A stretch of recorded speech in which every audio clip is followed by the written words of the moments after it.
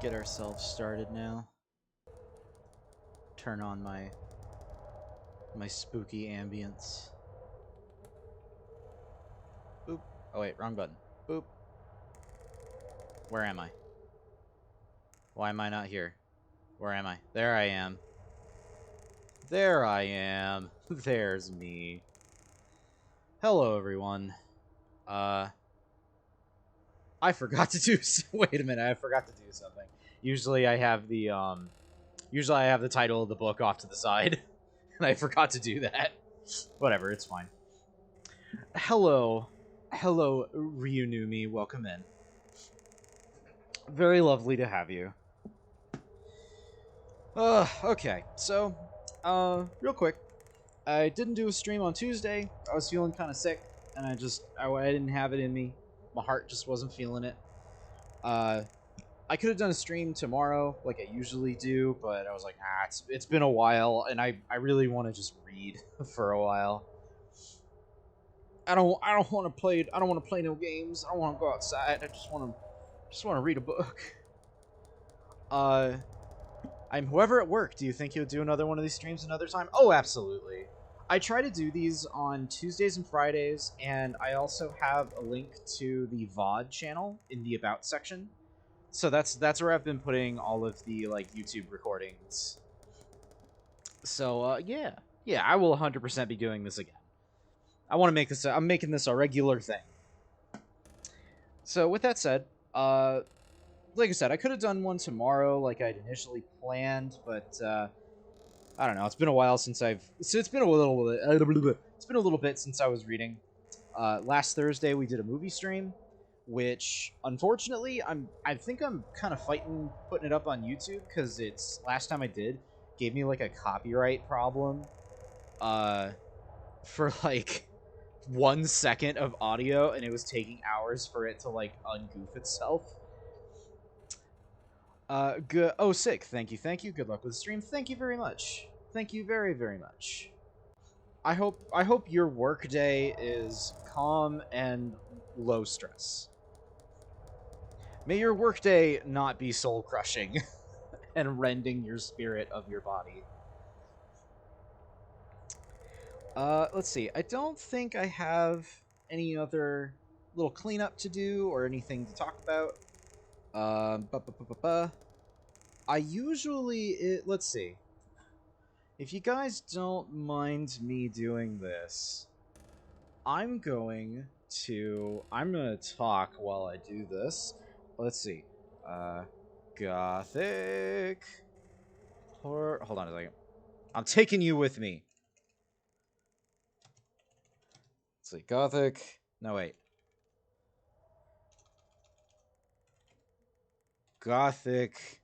Wait, I can't spell. Don't make fun of me. I have big sausage fingers. Gothic fantasy. Chilling horror short stories.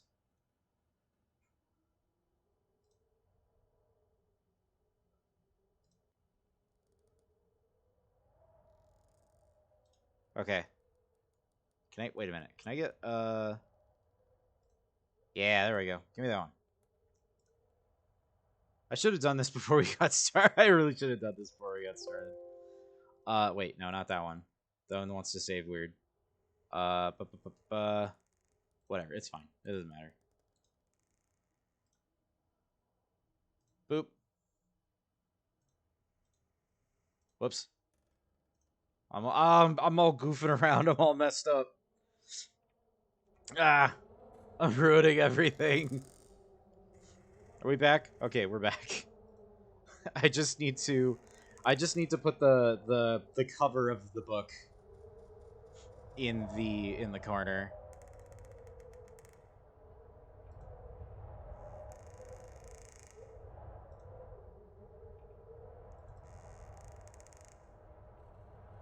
Or maybe not. Maybe Stream Elements isn't going to let me do that mid-stream.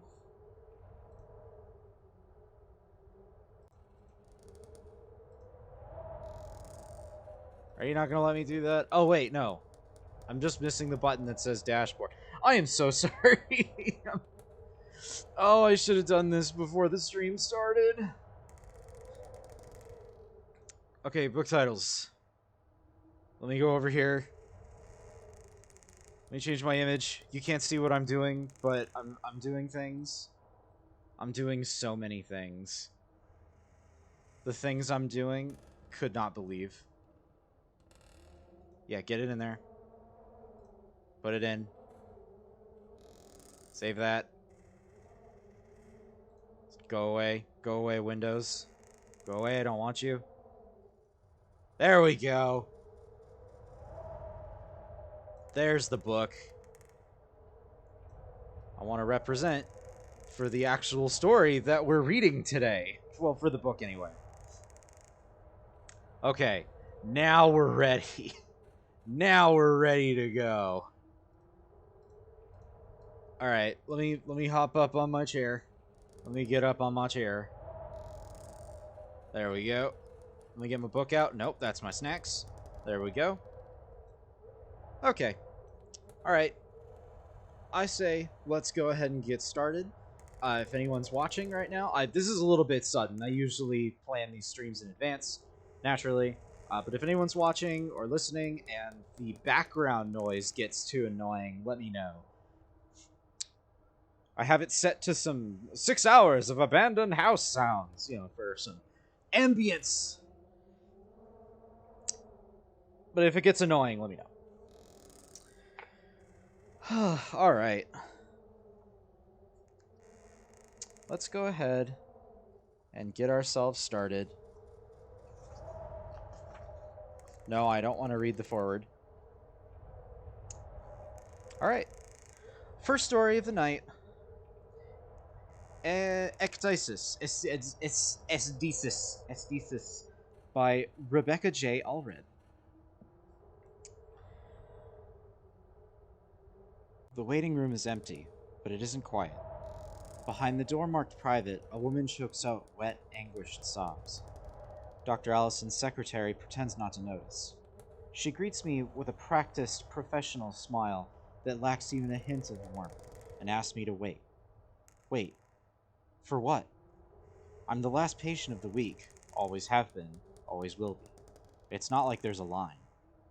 I smile, nod. Sure, I'll wait.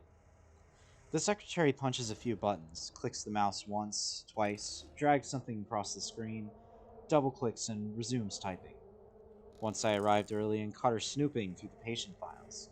I could have turned her in. HIPAA violations are a serious business. But frankly, I don't care. And even if I did, who'd believe a paranoid nutbag like me? That's what it says on my business cards. I have paranoid nutbag printed very proudly. The secretary finishes checking her email, or whatever's so important she couldn't check on me immediately, and asks for my name. She knows my name, but I give it to her anyway. She asks me to confirm my address. It hasn't changed since last week. Neither has my insurance. When she's done checking all her little boxes, I take a seat on the cream-colored sofa. The room smells like those little bars of soap shaped like seashells, and an instrumental version of a song I almost recognize wafts from speakers I can't see. There's a coffee table made of black wood. Resting on its surface is a little Zen garden and the latest issues of half a dozen tabloid magazines. Behind the door, the crying is stopped. My palms itch. I scratch them with nails jagged from daily dental manicures. They are barely long enough to register any measure of relief. One of my fingertips slides over a pair of fine, almost invisible hairs. In middle school, the kids said if you masturbated too much, you'd get hairy palms.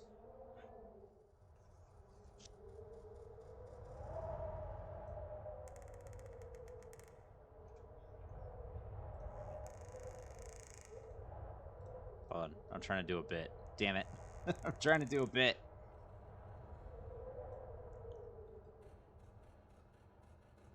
Well, I don't know. I don't think that's ever been my experience.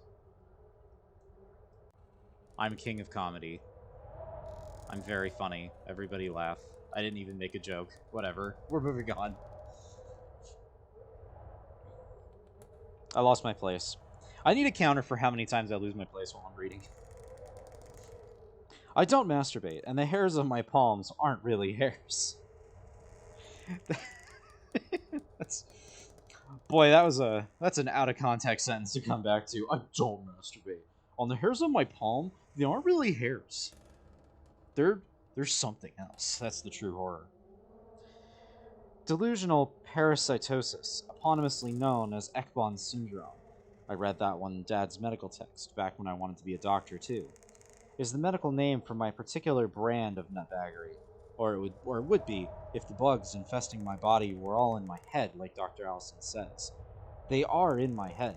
I can feel their antennae quiver as they poke through the skin on my face, masquerading as a beard. But there are other places too. I look back at Dr. Allison's secretary.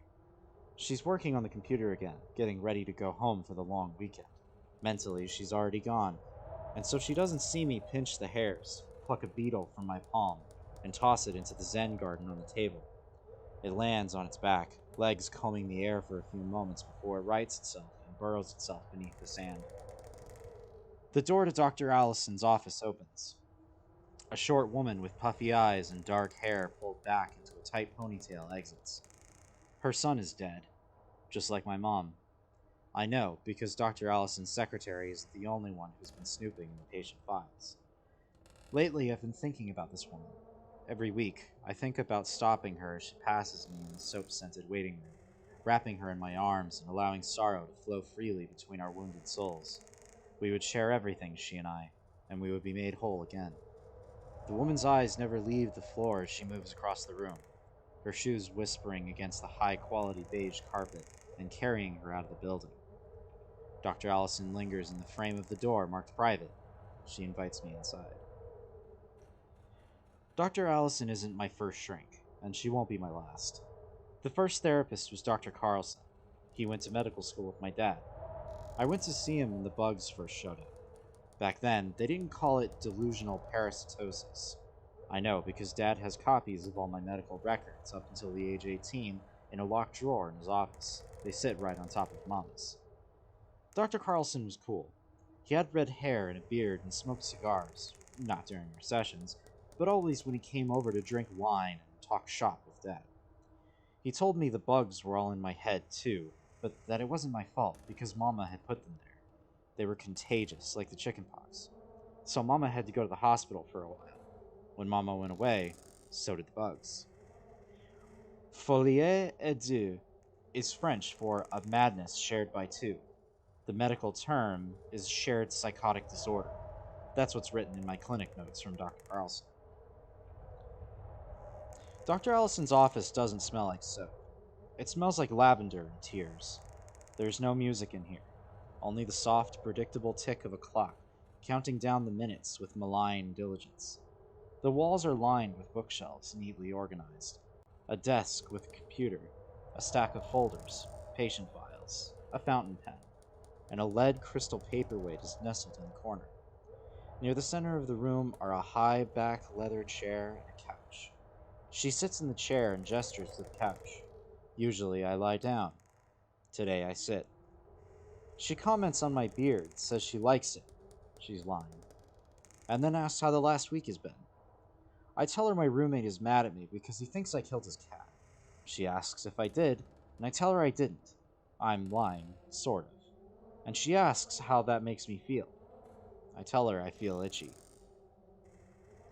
The last time I saw Mama alive, she was lying in an expensive hospital bed. The bugs hadn't bothered me in months, and both Dad and Dr. Carlson thought it would be okay for me to visit. She looked different, not like Mama at all. Her soft yellow hair had been cut short. Dad said it was because she'd been pulling it out. The medical word for this is trichotillomania. I thought I could be really cool and pronounce this word, like, first try. Trichotillomania, or trichotillomania. There were little red sores all over her face and scalp, and she wore mittens that she couldn't take off. Mama just lay there, ignoring both me and my dad, murmuring over and over again that she was hungry. I begged Dad to get her something to eat. He patted me on the head, told me I was a good boy, and asked me to keep Mama company while he stepped out to get some graham crackers. As soon as he was gone, Mama popped out of bed like some lunatic. Termite infested. Oh, hold on. I read that wrong. I'm sorry. As soon as he was gone, Mama popped out of bed like some lunatic. Termite infested Jack in the Box. She told me that the bugs were hungry, that if she didn't feed them soon, they would eat her instead. Tears welled up in her eyes. Tiny black specks swam in them. Mama kissed me on the forehead, and I felt something crawl out of her lips and onto my scalp. I pulled back, running my hands through my hair, trying to dislodge the invader. When I looked back at Mama, she was standing very still, arms outstretched, staring at the ceiling. Her mouth was open wide, and a torrent of black vomit, not vomit, vomit doesn't writhe, spewed from it. I screamed and screamed and screamed. Dr. Allison asks if the new pills have been helping. At first I don't answer. I'm staring at the floor. One of the bugs has escaped. It's meandering across the nylon weave. Formication is the medical term for a sensation of insects crawling in or under the skin, but it's the itching that really bothers me. The medical term for this is prurititis. Prurititis? Pruritis. Prurititis. Hello, it's the bugs. We're under your skin. Prurititis. She asked again if the pills are helping. I answer in the affirmative. Dr. Allison follows my gaze, asks what I'm looking at. I change the subject. The last time I saw Mama, she was lying in an expensive wooden box. Her hair was long and soft again, a wig, and makeup covered most of the holes in her skin. Neither, however, could disguise how hollow she was. Dad said she'd gotten so skinny because she stopped eating. The medical term for this is anorexia. But I knew better. She hadn't stopped eating. She'd been eaten. During the service, a procession of tiny insects flied out of the casket and onto the floor. They looked like ants, but they weren't. These were smaller, harder, meaner. They formed a quivering semicircle around the coffin. Their soft hum was nearly an inaudible requiem. I pulled my feet up onto the pew and cried. Dr. Allison is scribbling furiously on her yellow legal pad. I've never spoken about my mother before. Crashes through the wall. I didn't realize you were streaming. It's okay. We kind of just got started. I opted to just do one this evening because, I missed one on Tuesday, and the one last Thursday was a movie stream, so I haven't read anything in a while, and by golly, I just wanted to read. With that said, I probably won't do one tomorrow. We'll just call this the Thursday stream, and then we'll pick up regularly. Oh, excuse me, on next Tuesday. But yeah, I'm streaming some spooky stories. We just got started. This guy is at a therapy appointment, and he thinks he's got bugs in him. That's about the that's about the gist. Whoop, those are my snacks again. I always pull out my snacks instead of my book. The funeral was bad, but nowhere near as bad as what happened that night. I was dreaming about Casey Nelson. In real life, she was a redhead, but in my dream, she had yellow hair like my mom, and her face was round and healthy, free from blemishes. Her eyes were lined by thick velvet lashes, and they glittered like geodes. Casey smiled as her lips whispered permission. I reached out and touched her, and she did the same. But where my hand closed around soft, pliable tissue, hers gripped flesh turned nearly to stone. Oh, I don't want to read this next sentence. It's super gross. Ew. Ew. I moaned and felt my crotch moisten. Ew. Ew. Ew. Why would you describe it like that? Why would you describe it as moisten? Why would you describe it as moisten? Ew. No. Anyway. Casey looked at me, but she wasn't smiling anymore, and her eyes had lost their mischievous sparkle. She released her grip and raised her hand to eye level. It had turned black. I shrank back in revulsion, only to realize it wasn't just her hand. But, my groin was black, too. Necrosis is the medical term for premature tissue death. I think this dude's having a dream about a girl, and he's like, haha, I'm gonna touch a boob in this dream. And he's super not. It sounds like his wiener died. Assuming that the protag is male. We don't know the gender of the protag. If they're female, then maybe the moisten thing. Well, maybe if they own the particular set of genitals that's, you know what? I don't want to go into detail. Let's not go into detail about people's genitals while we do this. We're not even that far into the stream and we've already gotten to the content that makes me uncomfortable. Anyway,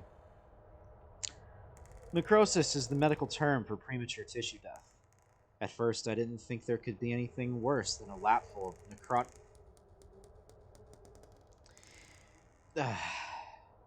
At first, I didn't think there could be anything worse than a lapful of necrotic penis. But okay, so now, all right, we know they have a dick. All right. Oh boy. At first, I didn't think there could be anything worse than a lapful of necrotic penis. Oh my god. You know what? I feel that's probably pretty bad. But as I reached a trembling hand down to examine my discolored genitals, I realized I was wrong. The stain just... Oh my god, why do we gotta talk about your dick so much? I realized I was wrong. The stain didn't cover my withering erection. It was coming from inside, and it was spreading. Little blebs of darkness separated from the primary mass, budding off like spores. They sprouted legs and antennae, and I woke up, horrified to discover it wasn't just a dream. The bugs were everywhere, clinging to my sheets, swarming over my thighs, marching up my belly towards my face and my silent, gaping mouth. I tumbled out of bed, knocking the lamp off the nightstand. It clattered loudly, but it did not break. A few seconds later, the hallway light blinked on, and heavy, rapid footsteps climbed the stairs. The light worked the insects into a frenzy, desperate to get back inside. They filled my ears, my eyes, my nose. I gagged and choked as they fled down my throat. That's how Dad found me, writhing on the floor, choking on my own nocturnal issue. This had like a solid paragraph. Like, Niley, while you were gone getting your DoorDash, you missed like a paragraph of this dude talking about his weird, like, necrotic dying wiener. And oh my god. Good lord, man.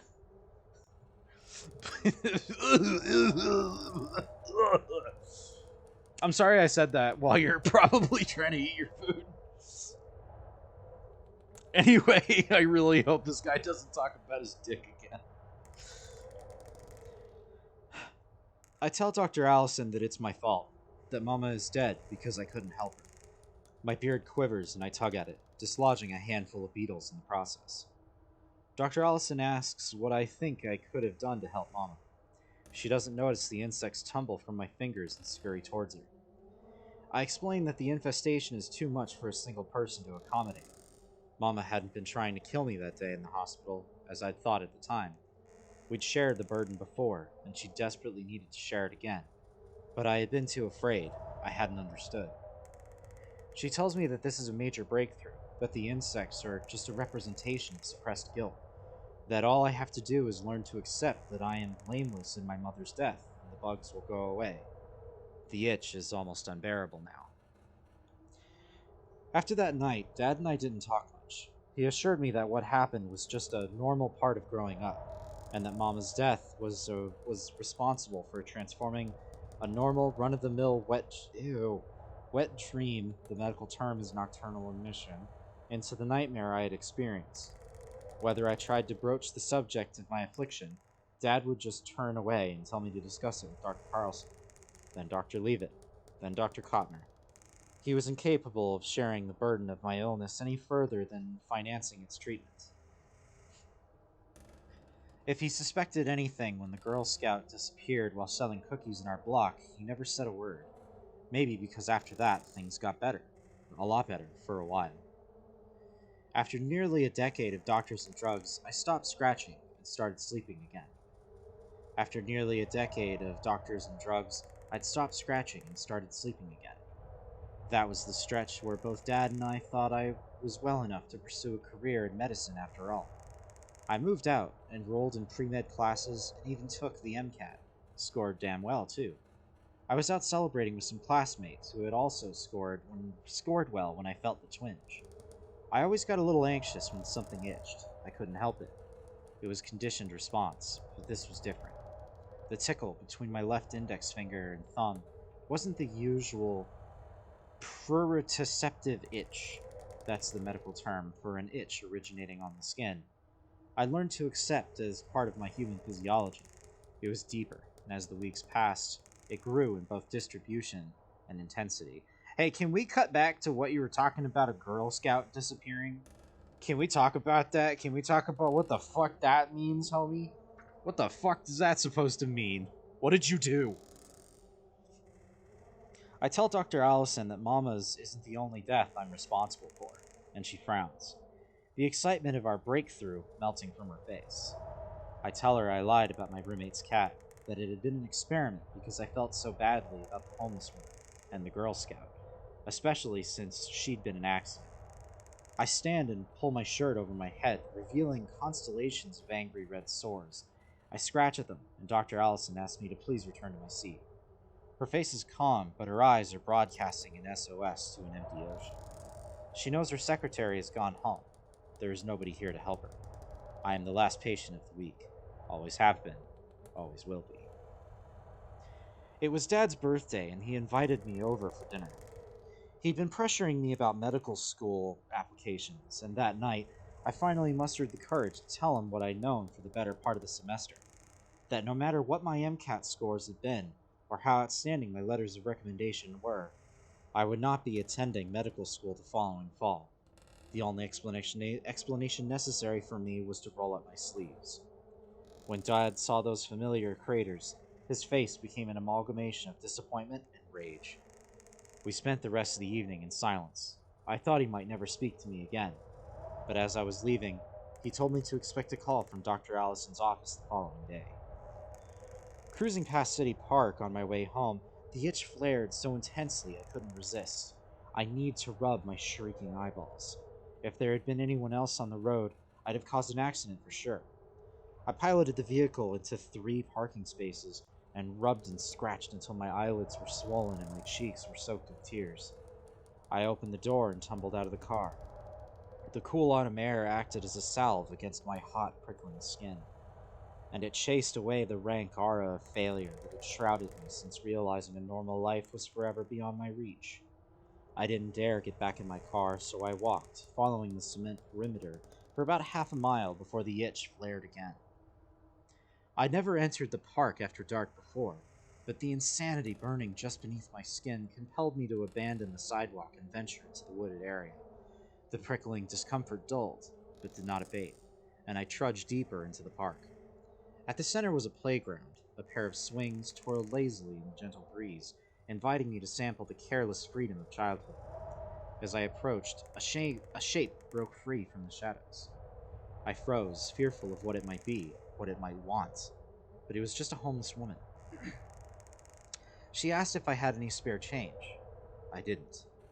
If I'd had, I'd have given it to her, not for some altruistic impulse, but because as soon as she spoke, my skin ignited once again, and I knew that if I didn't put some distance between us, it would be the end. I told her I wasn't carrying any cash, no, not even a few cents for a cup of coffee, and brushed past her, my interest in the swings gone. Her next proposition stopped me in my tracks. She offered— Ew!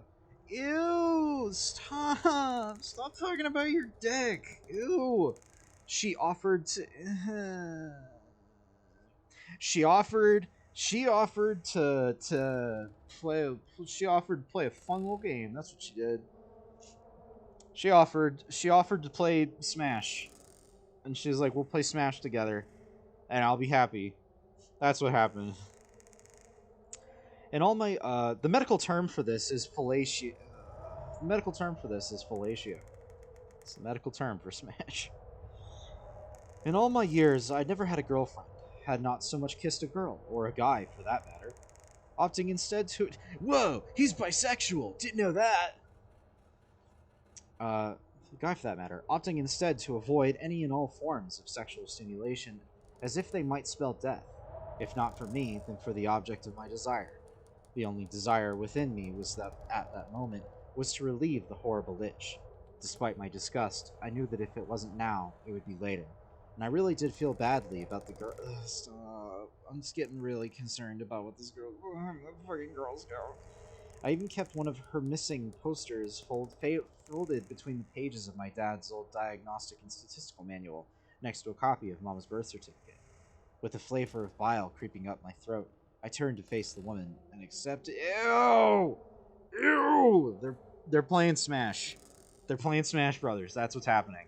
She pulls out a TV, and they set it down, and she pulls out a GameCube, and she's like, "We're gonna play Melee." And our pro tag is like, "Cool.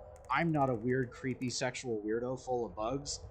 Let's play Smash." And that's what happens. I explained to Dr. Allison that what I really need is someone to share this burden with me, someone who understands my pain, a kindred spirit, a mother. I'm crying, choked sobs of anguish and pain drowning out the indifferent tick of the clock. They're pouring out of me now, black perspiration streaming from my pores, infested tears squeezing from my eyes. Dr. Allison screams and leaps from her seat, swatting away the first troops of the oncoming arthropod assault. She dives for the alarm switch under her desk. I snatch the paperweight and swing, striking at her temple. There is a sound like a hard-boiled egg rolling over a granite countertop, and Dr. Allison crumbles to the ground. The bugs on the carpet race toward her and disappear into an expanding pool of blood. I remove the remainder of my clothing and move over Dr. Allison's unconscious form. I tell her I'm sorry. Ew. Ew.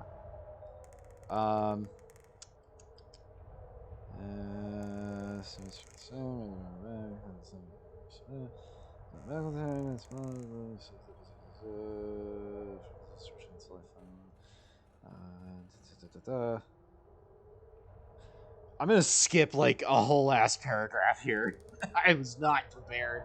I thought this was a book of classic gothic horror stories. I didn't think it would be about a fucking creepy dude full of bugs that's like doing some creepy sex shit. God damn it. Not again. Can't have this happen again to me after the Koji Suzuki stream.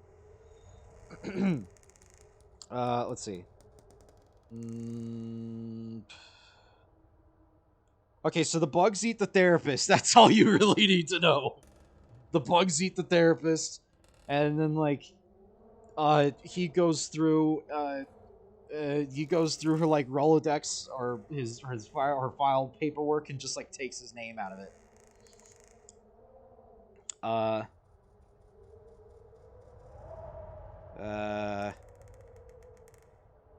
I don't want to read the rest of this one. I don't like this. I'm not doing. Nope. You know what? We're gonna skip that. We're skipping the end of that. Everybody got together and played Smash Brothers. That's how this story ends. And the thing is, like, it's the kind of thing where, okay, so like if you were reading this story, if you were reading this on your own, right, it would be a fairly, it's like a fairly short story of a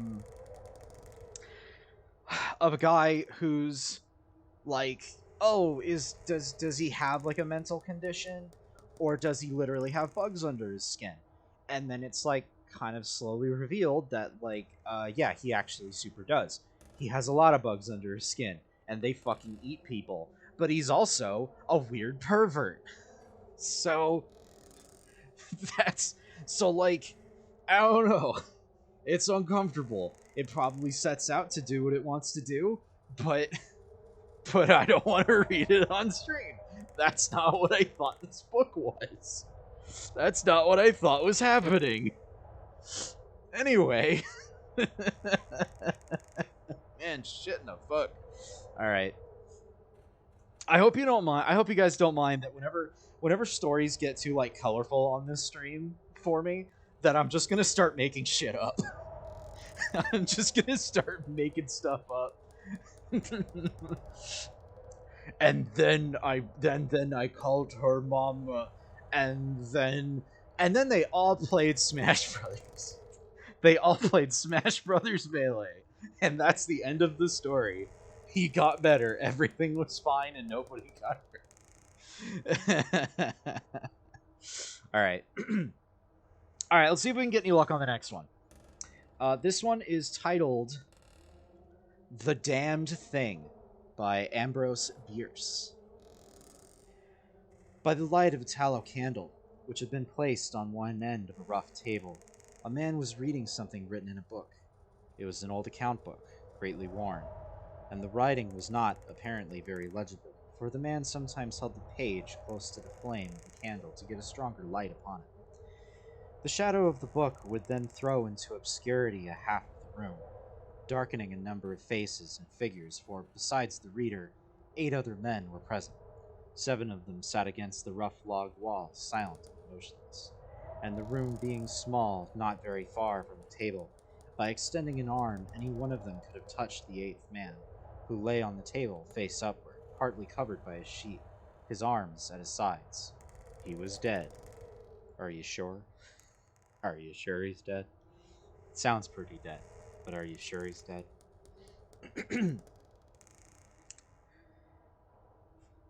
The man with the book was not reading aloud, and no one spoke. All seemed to be waiting for something to occur. The dead man only was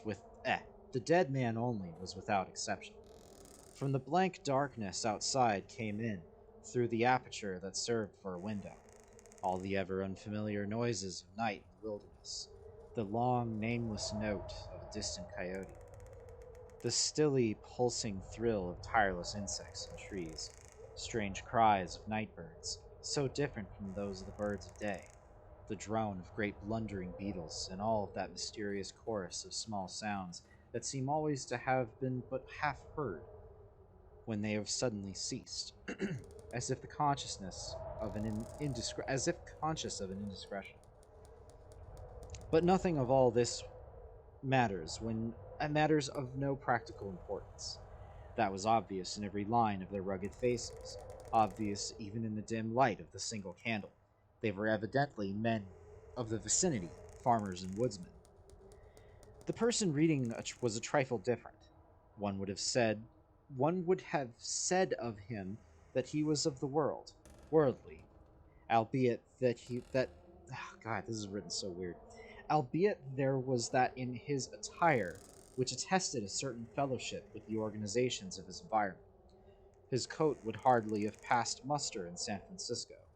His footgear was not of urban origin, and the hat that lay by him on the floor, he was the only one uncovered, was such that if one had considered it an article of mere personal adornment, he would have missed its meaning. What the fuck are you saying? What the hell did any of that mean?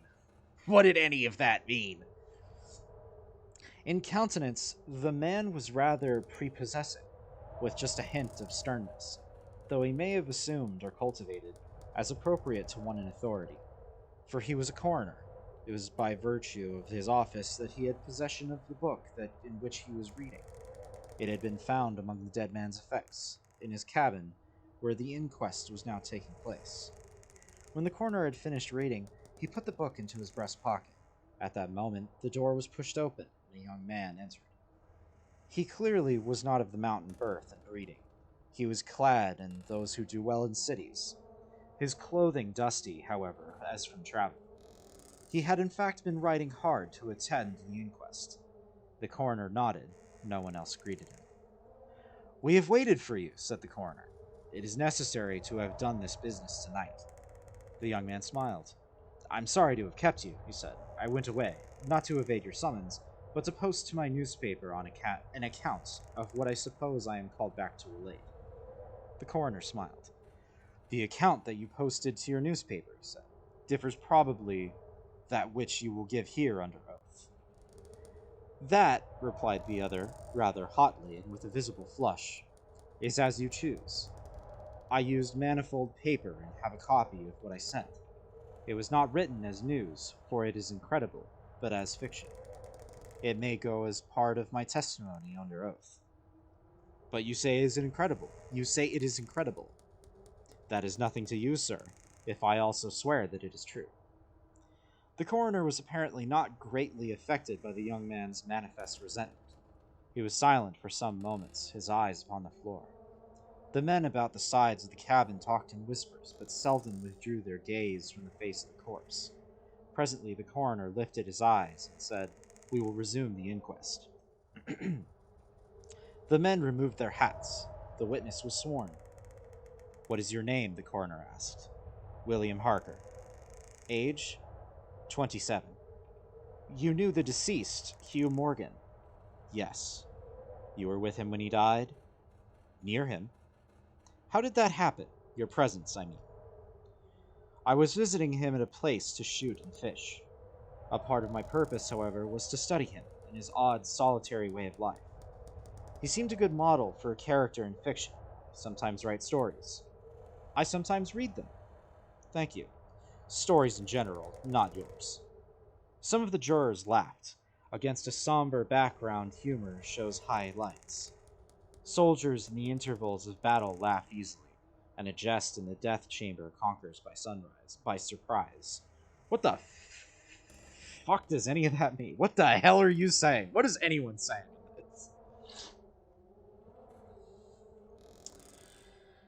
"Relate the circumstances of this man's death," said the coroner. "You may use any notes or memoranda that you please." The witness understood, pulling a manuscript from his breast pocket, as he held it near the candle, and turning the leaves until he found the passage that he wanted, and began to read. "The sun had hardly left when we left the house. We were looking for quail, each with a shotgun, but we had only had one dog. Morgan said our best ground was beyond a certain ridge that he pointed out, and we crossed it by a trail through the chaparral. Through the chaparral. We're going to the chaparral.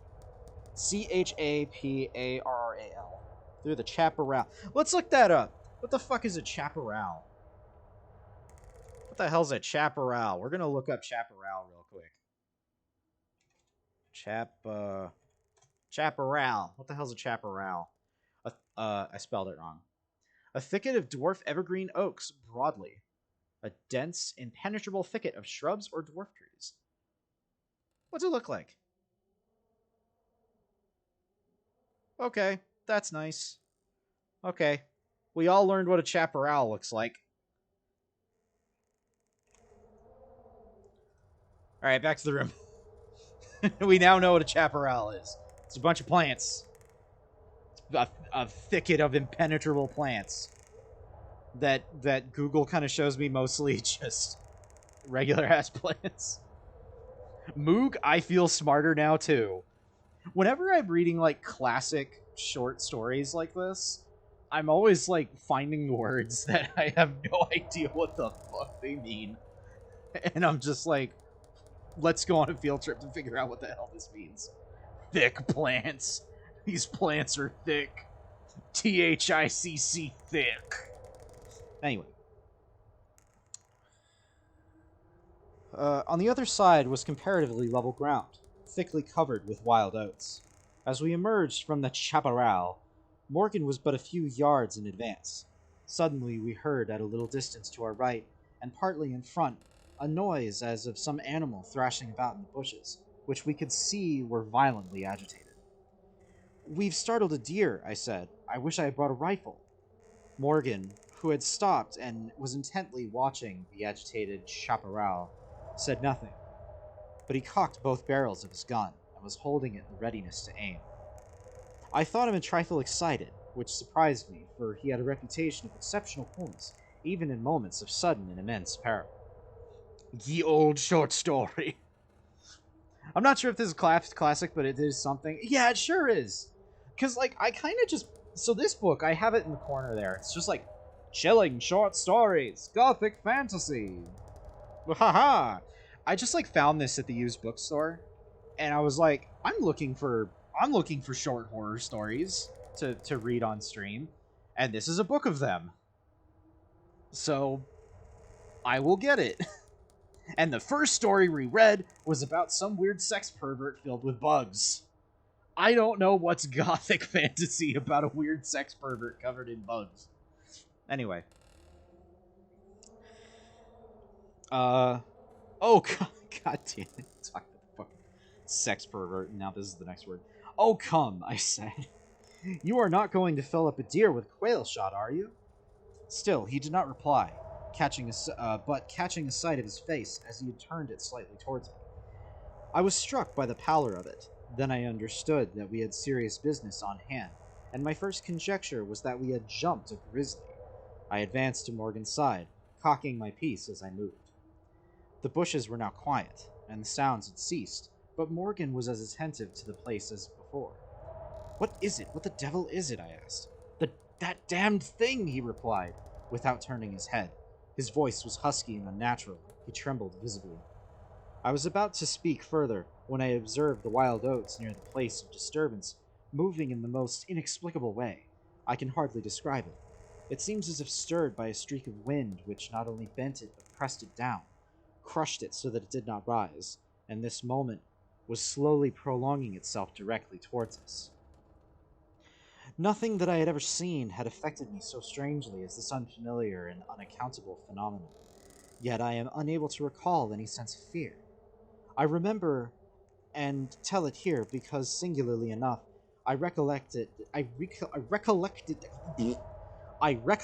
it then that once, in looking carelessly out of an open window, I momentarily mistook a small tree close at hand for one of a group of larger trees at a little distance away. It looked the same size as the others, but being more distinctly and sharply defined in mass and detail. Why am I listening to this guy talk about fucking trees? I saw a tree. I mistook it for another tree. What the fuck? That's weird. Don't you all think that's weird? I saw a tree, but it looked like another tree. Bark, bark, bark, bark, bark, bark. Anyway. I momentarily mistook a small tree for a bigger tree. But being more distinctly and sharply defined in mass and detail seemed out of harmony with them. It was a mere falsification of the law of aerial perspective, but it startled, almost terrified me. So we so rely upon the orderly operation of familiar natural laws that any seeming suspension of them is noted as a menace to our safety, a warning of unthinkable calamity. So now the apparently causeless movement of the herbage and the slow, undeviating approach of the line of disturbance were distinctly disquieting. My companion appeared to actually frightened, and I could hardly credit my senses when I saw him suddenly throw his gun to his shoulders and fire both barrels at the agitated grass. Before the smoke of the discharge had cleared away, I heard a loud, savage cry, a scream like that of a wild animal, and upon flinging his gun upon the ground, Morgan sprang away and ran swiftly from the spot. He left his gun behind, like a fucking nerd. He just left it there. He could have taken it with him. It's not that heavy, and you are clearly shooting at something dangerous. So no, yeah, just throw your gun on the ground. You don't need that. I guess it's a single shot, but it's probably expensive. Anyway, I lost my place. I got too upset at him throwing his gun away. Scream like that of an animal. Morgan drops his gun like a fucking moron. Morgan sprang away and ran swiftly from the spot. At the same instant, I was thrown violently to the ground by the impact of something unseen in the smoke. Some soft, heavy substance that seemed thrown against me with great force. Before I could get upon my feet to recover my gun, which seemed to have been struck from my hands, I heard Morgan crying out as if in mortal agony, and mingling with his cries were such hoarse, savage sounds as one hears from fighting dogs. Inexpressibly terrified, I struggled to my feet and looked in the direction of Morgan's retreat, and may heaven in mercy spare me from another sight like that. At a distance of less than 30 yards was my friend, down upon one knee, his head thrown back at a frightful angle, hatless, his long hair in disorder to the whole body in a violent movement from side to side. He was also hatless. His, his right arm was lifted and seemed to lack the hand. At least, I could see none. He was also hatless. You guys, he lost his hat. Shit. You guys, he lost his hat. He lost his fucking hat. He was hatless, you guys. He was hatless. He had no hat. Boogity boogity boogity boogity. Anyway, hold on, I gotta shrink myself back down. Oh no, his hat! And then he lost his hat! Shit, I'm moving the wrong things. Oh no, my hat! Put away this hat. The damned thing! He steals hats!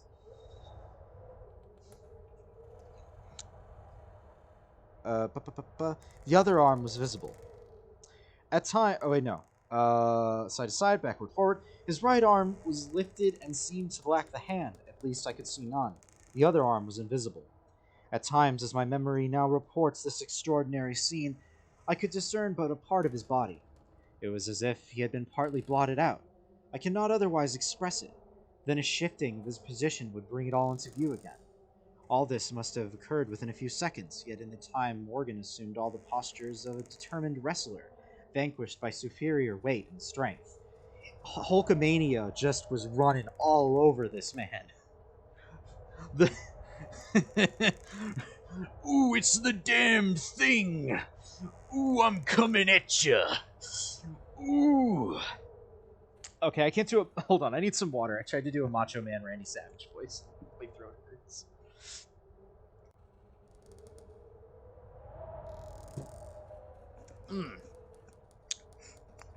Hulkamania running wild. So, okay, I think I'm starting to piece together that this quote-unquote damn thing is invisible. So I am immediately like, wow, great. Alright, that's nice. Cool, it's invisible. You old short story people would just... You're like Lovecraft, where it's like, oh, there was a big scary thing. I'm not going to describe it. I'm not going to describe it. Too scary. Can't do it. Nope. Gets me out of having to describe what it is. Let's see. Got absolutely styled on. I saw nothing but him, and him not always distinctly. During the entire incident, his shouts and curses were heard, as if through an enveloping uproar of such sounds of rage and fury as I had never heard from the throat of a man or brute. For a moment, only I stood irresolute. Then, throwing down my gun, I ran forward to my friend's assistance. I had a vague belief that he was suffering from a fit of some sort of convulsion. Before I could reach his side, he was down and quiet. All sounds had ceased, but with a feeling of such terror as even these awful events had not inspired, I now saw the same mysterious movement of the wild oats, prolonging itself from the trampled area about the prostrate man toward the edge of the wood. It was only when he had reached the wood that I was able to withdraw my eyes and look at my companion. He was dead, and hatless. Let's not forget, he was hatless. The coroner rose from his seat and stood beside the dead man. Lifting the edge of the sheet, he pulled it away, exposing the entire body. Altogether naked and showing in this candle light a clay-like yellow. It had, however, broad maculations of bluish black, obviously caused by the extravasted blood from the contusions. The chest and sides looked as if they had been eaten with a bludgeon. There were dreadful lacerations. The skin was torn in strips and shreds. The corner... Hold on a second. Hold on a second. Hold on a second. Hold on.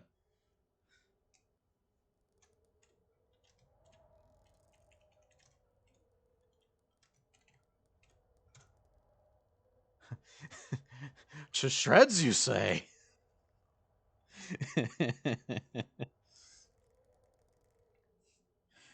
It looked like it had been lacerated with a bludgeon. There were dreadful lacerations. The skin was torn to strips and shreds. To shreds, you say? Anyway. To shreds.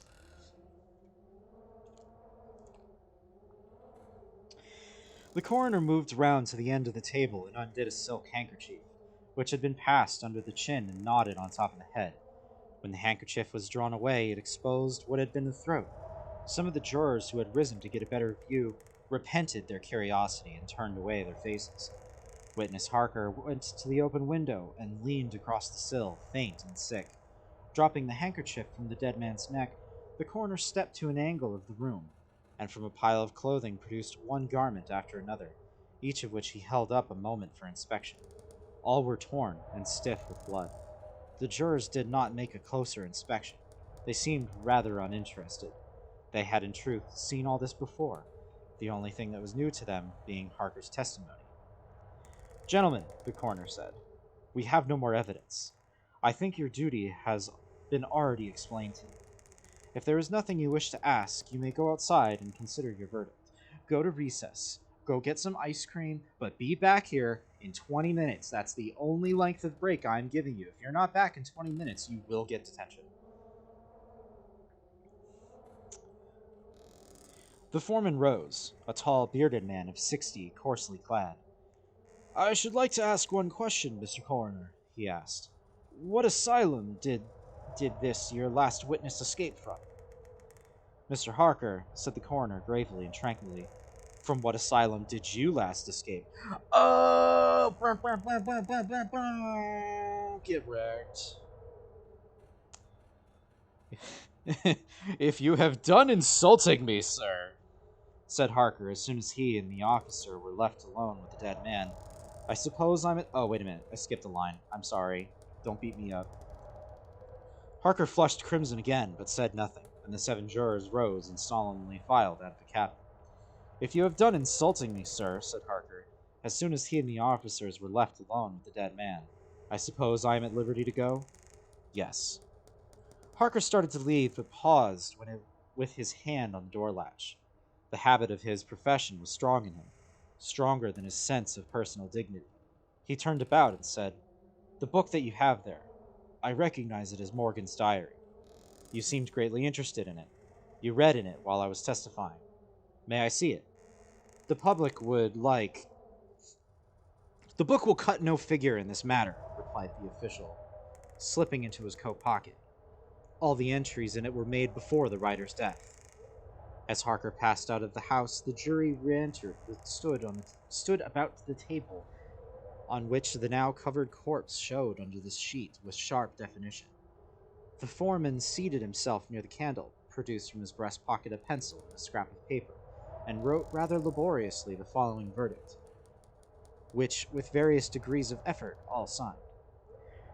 "We, the jury, do find that the remains come to their death at the hands of mountain lion, but some of us think, all the same, they had fits. In the diary of the late Hugh Morgan are certain interesting entries, having possibly a scientific value as suggestions. At the inquest upon his body, the book was not put into evidence. Possibly the coroner thought it not worth the while to confuse the jury. The date of the first of the entries mentioned cannot be ascertained. The upper part of the leaf is torn away, and the part of the entry remains is as follows. "Dear Diary, I saw a big fucking invisible scary monster today. It almost ate my ass. But I got away. But I kinda admit, it was kinda cool. I hope Gary asks me to the prom tomorrow." Would run in half circle, keeping his head turned always towards the center. And again, he would stand still, barking furiously. At last he ran away into the brush, as fast as he could go. I thought at first that he had gone mad, but on returning to the house, found no other alteration in his manner than what was obviously due to fear of punishment. Can a dog see with his nose? Do odors impress some olfactory center with images of the thing emitting them? September 2nd. Looking at the stars last night as they rose above the crest of the ridge east of the house, I observed them successively disappear from left to right. Each was eclipsed but an instant, and only a few at the same time, but along the entire length of the ridge, all that were within a degree or two of the crest blotted out. It was as if something had passed along between me and them, but I could not see it, and the stars were not thick enough to define its outline. Ugh, I don't like this. Several weeks' entries are missing, 3 leaves being torn from the book. September 27th. It has been about here again. I find evidence of its presence every day. I watched again all the last night, and in the same cover, gun in hand, double charged with a buckshot. In the morning, the fresh footprints were there, as before. Yet I would have sworn that I did not sleep. Indeed, I hardly slept at all. It was terribly insupportable. If these amazing experiences are real, I shall go mad. If they are fanciful, I am mad already. October 3rd. I shall not go. It shall not drive me away. No, this is my house, my land. God hates a coward. October 5th. I can stand it no longer. I have invited Harker to pass a few weeks with me. He has a level head. I can judge from his manner if he thinks I'm mad. Perhaps we will explore each other's bodies. October 7th. I have the solution of the problem. It came to me last night, suddenly as by revelation. How simple, how terrifyingly simple. There are sounds that we cannot hear. At either end of the scale are notes that stir no chord of that imperfect instrument, the human ear. They are too high or too grave. I had observed a flock of blackbirds occupying an entire treetop, the tops of several trees, and in a full song. Suddenly, in a moment, at absolutely the same instant, all spring into the air and fly away. How? They use their wings, dumbass. They could not all see one another. Whole treetops intervened, and at no point could a leader have been visible at all. There must have been a signal or a warning of some kind, or some command, high and shrill above the din, but by me unheard. I have observed, too, the same simultaneous flight when all were silent among not only blackbirds, but other birds, quail, for example, widely separated by bushes, even on the opposite sides of a hill. It is known to seamen that a school of whales basking or sporting on the surface of the ocean miles apart, with the convexity of the earth between them, will sometimes dive at the same instant, all gone out of sight in a moment. The signal has been sounded, too grave for fear of the sailor at the masthead and his comrades on the deck, who nevertheless feel its vibrations in the ship, as the stones of a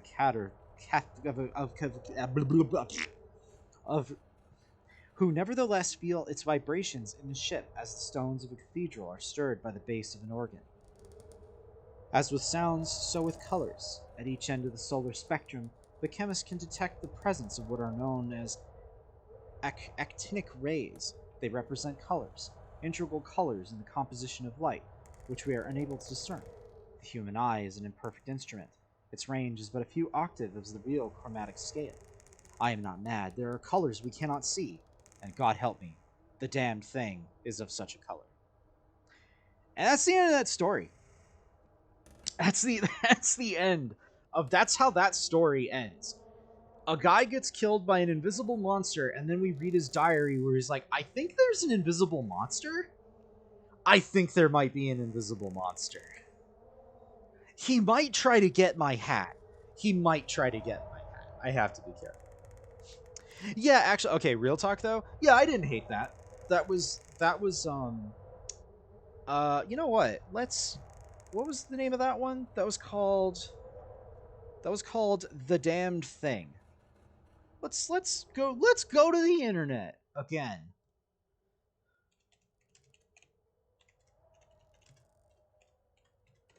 The Damned Thing. The Damned Thing. Short story. Flashbang, your eyes, I'm sorry. Short horror story written by an American Civil War soldier. Interesting. That explains. Okay. This story is from 1893. That explains some of the language. Each of the I didn't see no comical subtitle. I was ripped off of the comical subtitle. I didn't get no damn comical subtitle. Yeah, this is old as shit. Okay. That's what's kind of interesting about that? Yeah, are even certain features later developed by Lovecraft's Color Out of Space. So this story, that's actually really neat. This story predates Color Out of Space by Lovecraft, which had kind of a similar sort of concept, being like, oh, there are colors that humanity can't perceive because we have imperfect garbage eyeballs. So this is like a story from 1893 about like that concept. That's super cool. See, that's what I was kind of hoping to see more of in this compilation that I picked up. Like, I want more like classic old science fiction. Excuse me. Classic old science fiction. What is... I'm looking at my stream playback. What the hell is popping up over there? Something's like popping up on the screen. I don't know what the hell it is. Anyway. So, yeah. That's true. It did, but it was less it's invisible, but more it's insane. Where the fuck did that first one? The pop-up is the text. LOL. The chat text. Okay. Yeah, seriously, where the fuck did that first one come from? Let's just for shits, let's look that up. It was called... Let's look it up. It was called Ecdysis.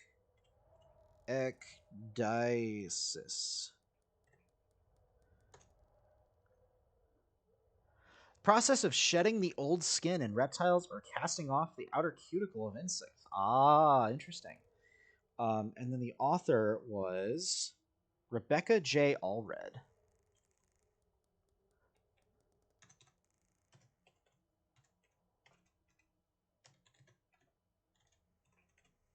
All red. All of it's red.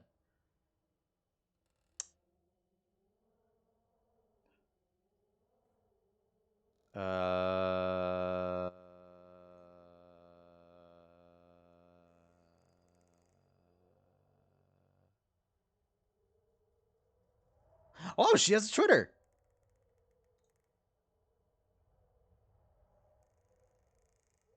Oh, wow. I can't read shit. I can't read any of this. Yeah, that's definitely a modern writer. And that's the book that I've got. Oh, maybe this was like their first publication or something. Whatever. That's fine. I mean, hey, good for them. Modern writer. Nothing wrong with that. Again, kind of bothered me with how, like, it's the sexual content.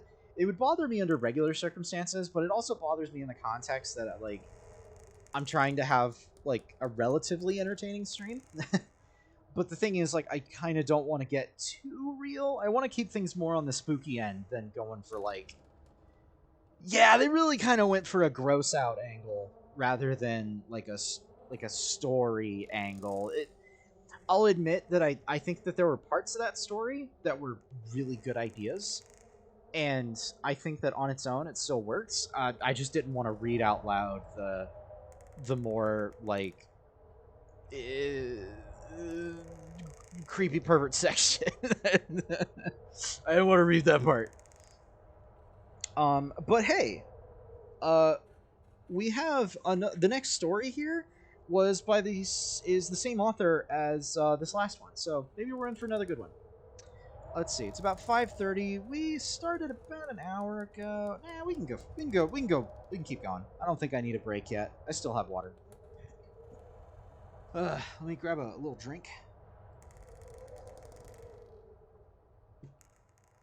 All right.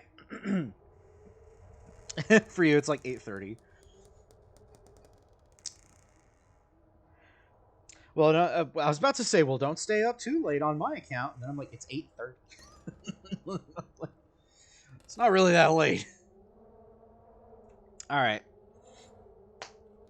Actually, okay. You know what? Hold on. I'm gonna. I need to check to make sure my AC is on because I am roasting over here. 8:30, not 12:30.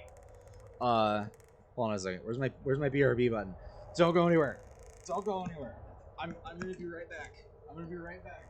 After like 2 seconds, I just need to check my.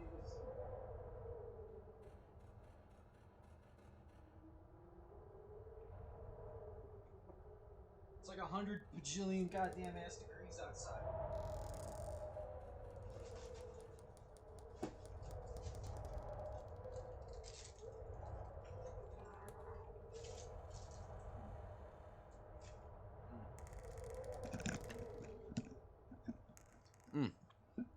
Okay, I also just like did a shot of fruit gummies.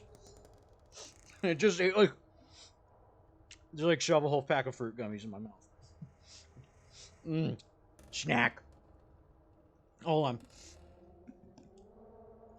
I shouldn't make you listen to my chew. I shouldn't chew on gummies right next to the fucking mic. mm. Mm. Mm. Mm. Fruit gummy. Mm. Mm. Oh god, I love fruit gummy. I love fruit gummy. Mm. Oh, I love fruit gummy. Mm. Mm. Okay, I'm back. Sorry, I wanted a snack. If I was getting up, I may as well get a snack.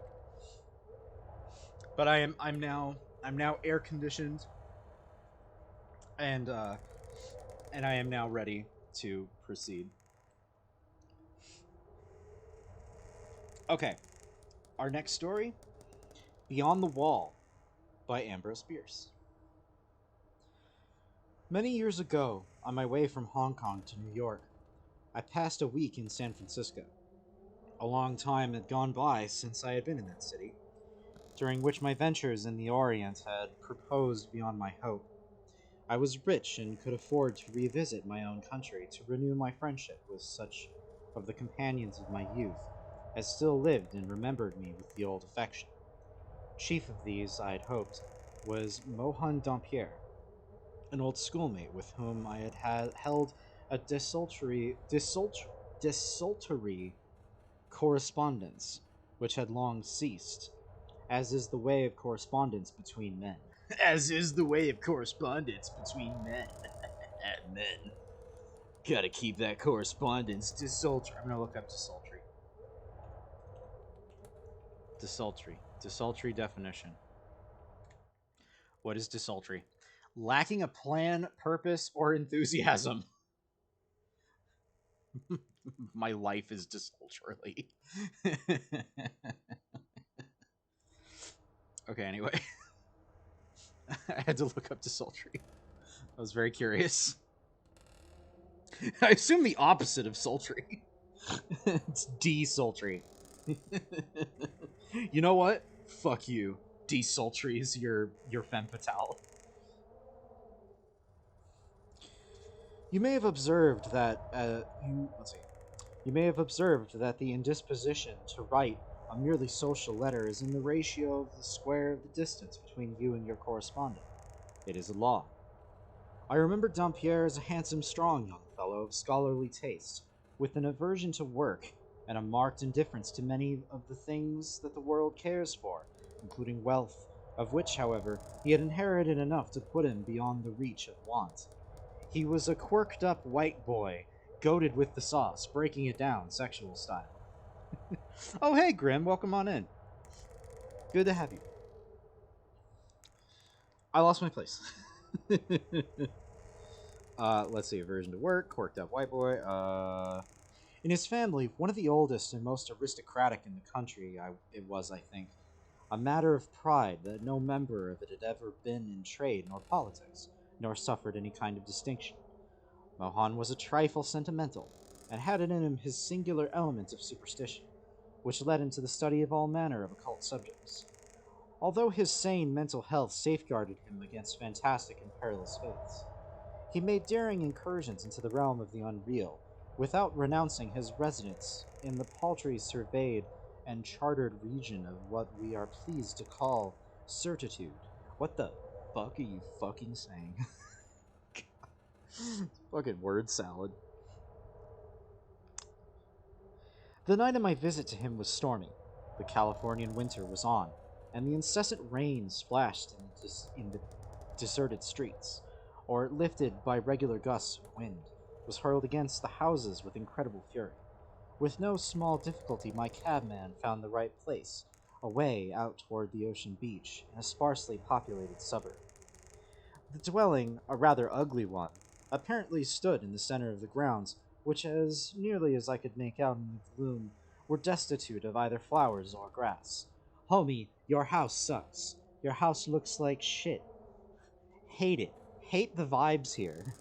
Stormy, you say? Was it a dark and stormy night? Hate the vibes of your house, motherfucker. Uh, bu- bu- bu- bu- bu.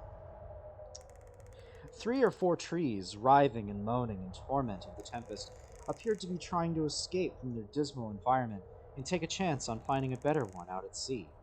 The house was a 2-story brick structure with a tower, a story higher at one corner. In a window of that was the only visible light. Something in the appearance of the place made me shudder, a performance that may have been assisted by a rill of rainwater down my back as I scuttled to cover the door. I'm imagining this man scuttling like a crab. This man is a crab. Everyone picture this. Picture the protag as a crab for the rest of the story. I'm putting that image in your minds. The protag is a crab. Nobody will acknowledge it. In answer to my note, appraising him of my wish to call, Dampier had written, "Don't ring. Open the door and come up." I did so. I'd hoped to explore each other's bodies. The staircase was dimly lighted by a single gas jet at the top of the second flight. I managed to reach the landing without disaster, and entered by an open door into the lighted square room of the tower.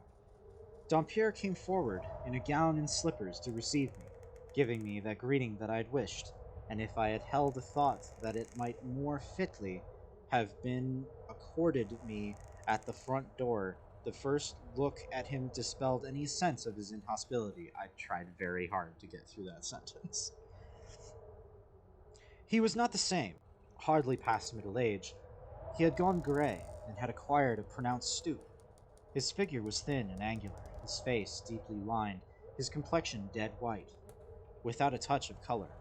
His eyes, unnaturally large, glowed with a fire that was almost uncanny. He seated me, proffered a cigar, and with grave and obvious sincerity assured me of the pleasure that it gave him to meet me. Some unimportant conversation followed, but all the while I was dominated by a melancholy sense of that great change in him. This he must have perceived, for he suddenly said with a bright enough smile, "You were disappointed in me. Non sum quale saran." I hardly knew what to reply, but managed to say, "Why, really, I don't know. Your Latin is about the same." He brightened again.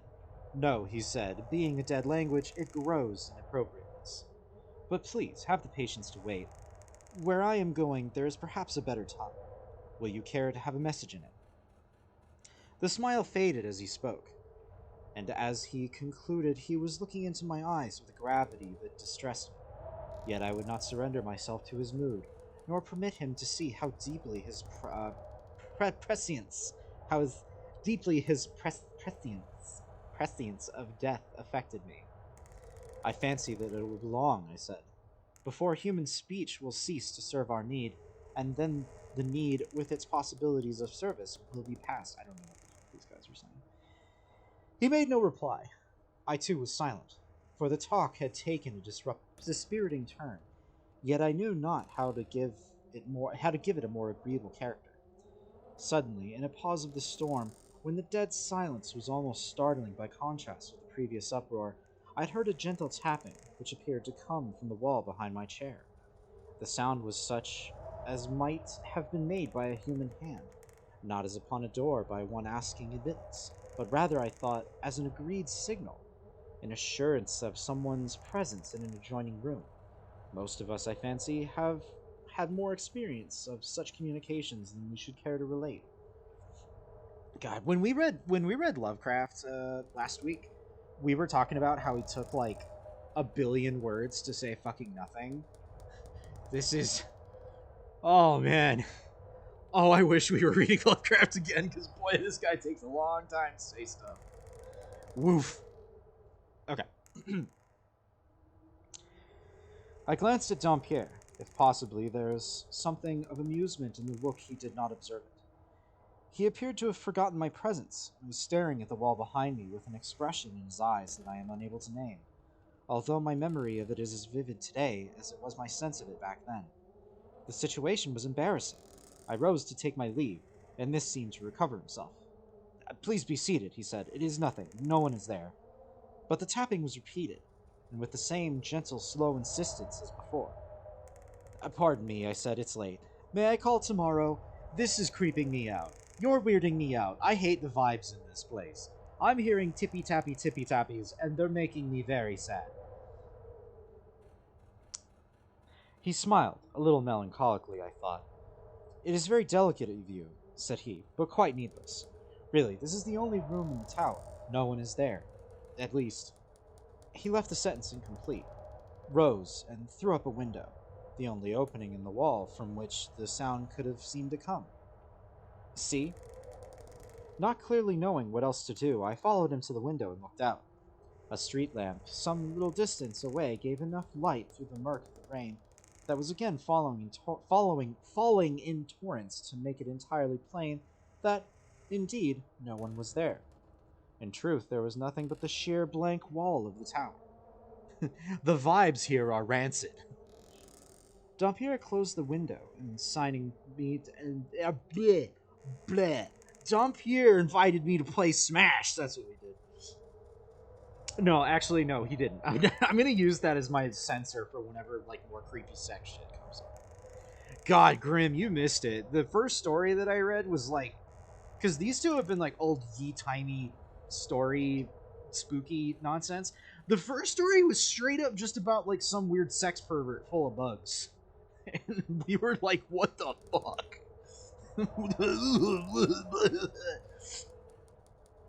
Dampier closed the window and signed me to my seat and resumed his own. The incident was not in itself particularly mysterious. He was literally full of bugs. Any one of a dozen Oogie Boogie style. I'm the Oogie Boogie Man, and I'm gonna talk about my wiener in great depth. The incident was not in itself particularly mysterious. Any one of a dozen explanations was possible, though none had occurred to me. Yet it impressed me strangely. The more, perhaps, from my friend's effort to reassure me, which seemed to dignify it with a certain significance and importance. He had proved that no one was there, but in that fact lay all the interest. And he proffered no explanation. His silence was irritating. It made me resentful. My good friend, I said, somewhat ironically, I fear, I am not disposed to question your right to harbor as many spooks as you find agreeable to your taste, and consistent with your notions of companionship. That is no business of mine. But being just a plain man of affairs, mostly of this world, I find spooks needless to my peace and comfort. I'm going to my hotel, where my fellow guests are still in the flesh. I like how this guy's just straight up like, yo, your house has ghosts in it, and I am not having it. Not having this ghost shit.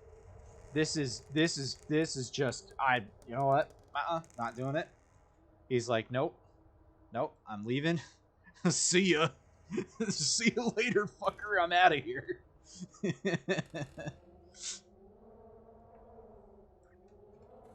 always take out my snacks before my book.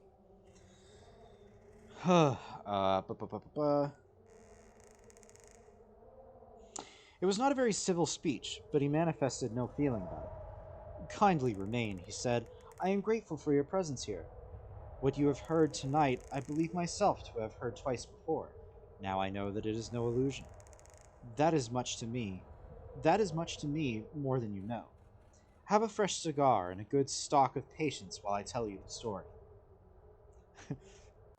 I was playing b-ball outside the school when a couple of dudes were up to no good in my neighborhood.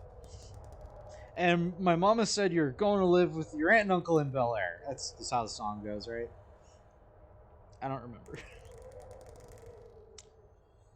The rain was now falling more steadily, with a low, monotonous susurration, interpreted at long intervals by the sudden slashing of the boughs of the trees as the wind rose and failed. Fucking fail wind. Cringe fail wind. The night was well advanced, but both sympathy and curiosity held me to a willing listener to my friend's monologue, which I did not interrupt by a single word from beginning to end. 10 years ago, he said, I occupied a ground floor apartment in one of the row of houses, all alike, away at the other end of town, on what we call Rincon Hill. This had been the best quarter of San Francisco, but had fallen into neglect and decay, partly because of the primitive character of its domestic architecture, no longer suited to the maturing tastes of our wealthy citizens, partly because certain public improvements had made a wreck of it. The row of dwellings in one of which I had lived stood a little way back from the street, each having a miniature garden, separated from its neighbors by low iron fences, and bisected with mathematical precision by a box-bordered gravel walk from gate to door. One morning, as I was leaving my lodging, I observed a young girl entering the adjoining garden on the left. It was a warm day in June, and she was lightly gowned in white. From her shoulders hung a broad straw hat profusely decorated with flowers, and wonderfully beribboned in the fashion of the time. My attention was not long held by the exquisite simplicity of her costume, for no one could look at her face and think of anything but earthly. Do not fear, I shall not profane it by description. It was beautiful exceedingly. All that I'd had ever seen or dreamed of loveliness was in that matchless living picture by the hand of a divine artist. So deeply did it move me, that without a thought of the impropriety of the act, I unconsciously bared my head, as a devout Catholic or well-bred Protestant uncovers before the image of the Blessed Virgin. He was hatless. He took off his hat. He was hatless. It was a crime. The maiden showed no displeasure. She merely turned her glorious dark eyes upon me with a look that made me catch my breath, and without other recognition of my act, passed into the house. For a moment I stood motionless, hat in hand, painfully conscious of my rudeness, yet so dominated by the emotion inspired by that vision of incomparable beauty that my penitence was less poignant than it should have been. Then I went my way, leaving my heart behind. In the natural course of things, I should probably have remained away until nightfall. But by the middle of the afternoon, I was back in the little garden, affecting an interest in the few foolish flowers that I had never before observed. My hope was vain. She did not appear. To a night of unrest succeeded a day of expectation and disappointment. But on the day after, as I wandered aimlessly about the neighborhood, I met her. Of course, I did not repeat my folly of uncovering, nor venture by even so much as to look too long to manifest an interest in her, yet my heart was beating audibly. I trembled and consciously colored as she turned her big black eyes upon me with a look of obvious recognition entirely devoid of boldness or coquetry. I will not weary you with particulars. Many times afterwards I met the maiden, yet never either addressed her or sought to fix her attention, nor did I take any action toward making her acquaintance. Perhaps my forbearance, requiring so supreme an effort of self-denial, will not be entirely clear to you. That I was heels over head in love is true, but who can overcome this habit of thought, or reconstruct his character? I was that some foolish persons are pleased to call, and others more foolish are pleased to be called, an aristocrat. And despite her beauty, her charms and graces, the girl was not of my class. I was so out of her league. I was on my way to the big crypto convention, and I saw this girl, and I thought she's hot, but like, way out of my league. You know, that's why I saved my body from my bros. You know, only us bros know each other. Anyway,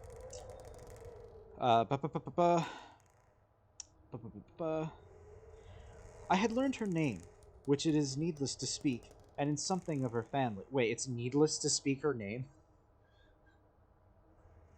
I now need a rewrite of this with Crypto Bros. And present. Hold on. Hold on.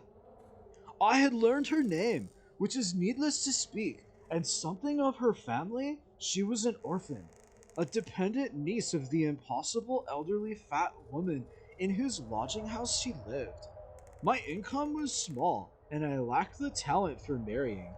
It is perhaps a gift. An alliance with that family would condemn me to its manner of life, part me from my books and my studies, and in a social sense reduce me to that of the ranks. It is easy to depreciate such considerations as these, and I have not retained myself for the defense.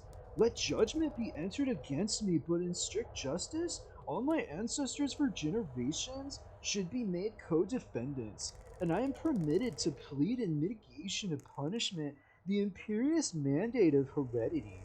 To a mésalliance of that kind, every globule of my ancestral blood spoke in opposition. In brief, my taste, habits, and instinct were irreclaimable sentimentalists, and found a subtle charm in an impersonal and spiritual relation which acquaintance might vulgarize in marriage would certainly dispel. No woman, I argued, is what this lovely creature seems. Love is a delicate dream. Why should I bring about my own awakening? Also, she was hot and she had an ass that wouldn't quit. Anyway, I'm not doing that voice anymore. You know what? If we ever get to a point where we're some new horror by combining this voice with this text, if we ever get to a point where we do uh like point redeems and that kind of stuff, like if we ever get enough if we get to the point where we're getting like subs and stuff, I want that to be like a redeem that I do where someone can go like, hey, I redeemed this many points, you have to talk like a surfer for the next 20 minutes. That'd be really funny. I actually really like that. I'll put that idea in my back pocket for now. The course dictated by all this sense and sentiment was obvious. Honor, pride, prudence, preservation of my ideals, all commanded me to go away. But for that I was too weak. The utmost that I could do by a mighty effort of will, was to cease meeting the girl, and that I did. I even avoided the chance encounters of the garden, leaving my lodging only when I knew that she had gone to her music lessons, and returning after nightfall. Yet all the while I was at one in a trance, indulging the most fascinating fancies and ordering my entire intellectual life in accordance with my dream. Ah, my friend, as one whose actions have a traceable relation to reason, you cannot know the fool's paradise in which I lived. One evening, the devil put it into my head to be an unspeakable idiot. Yo, mood. Mood, buddy. I feel that. Yo, that that feel, that fucking feel when shit, where'd it go? Yo, that feel when the devil puts it into your head to be an unspeakable idiot. By apparently careless and purposeless questioning, I learned from my gossipy landlady that the young woman's bedroom adjoined my own, a party wall between. Yielding to a sudden and coarse impulse, I gently rapped on the wall. There was no response, naturally, but I was in no mood to accept a rebuke. A madness was upon me, and I repeated the folly, the offense, but again ineffectually. And I had the decency to desist. He just starts like punching the fucking wall. Answer me! He's just like, answer me! Let me in! Let me in! I knocked my mic away. An hour later, while absorbed in some of my infernal studies, I heard, or thought I'd heard, my signal answer. Flinging down my books, I sprang to the wall, and as steadily as my beating heart would permit, gave 3 slow taps upon it. This time, the response was distinct, unmistakable. 1, 2, 3, an exact repetition of my signal. That was all I could elicit, but it was enough. Too much. The next evening, for many evenings afterward, the folly went on, I always having the last word. During the whole period, I was deliriously happy, but with the perversity of my nature, I preserved in my resolution not to see her. Then, as I should have expected, I got no further answers. She is disgusted, I said to myself, with what she thinks my timidity in making no more definite advances. And I resolved to seek her and make her acquaintance, and what? I did not know, nor do I now know what might have come of it. I know only that I passed days and days trying to meet her, and all in vain. She was invisible as well as inaudible. I haunted the streets where we had met, but she did not come. From my window, I watched the garden in front of her house, but she passed neither in nor out. I fell into the deepest dejection, believing that she had gone away, yet took no steps to resolve my doubt by inquiry of my landlady, to whom indeed I had taken an unconquerable aversion from her having once spoken of the girl with less reverence than I thought befitting. Yo, you talking about my girl? She talked shit about the girl that I'm into, and I was like, I ain't having none of that shit. There came a fateful night. Worn out with emotion, irresolution, and despondency, I had retired early and fallen into such sleep as was still possible to me. In the middle of the night, some malign power bent on the wrecking of my peace forever, caused me to open my eyes and sit up, wide awake and listening intently for I knew not what. Then I thought I heard a faint tapping on the wall, the mere ghost of the familiar signal. In a few moments it was repeated. 1, 2, 3, no louder than before, but addressing a sense alert, and strained to receive it. I was about to reply when the adversary of peace again intervened in my affairs with a rascally suggestion of retaliation. She had long and cruelly ignored me. Now I would ignore her. Incredible fatuity. May God forgive it. All the rest of the night I lay awake, fortifying my obstinacy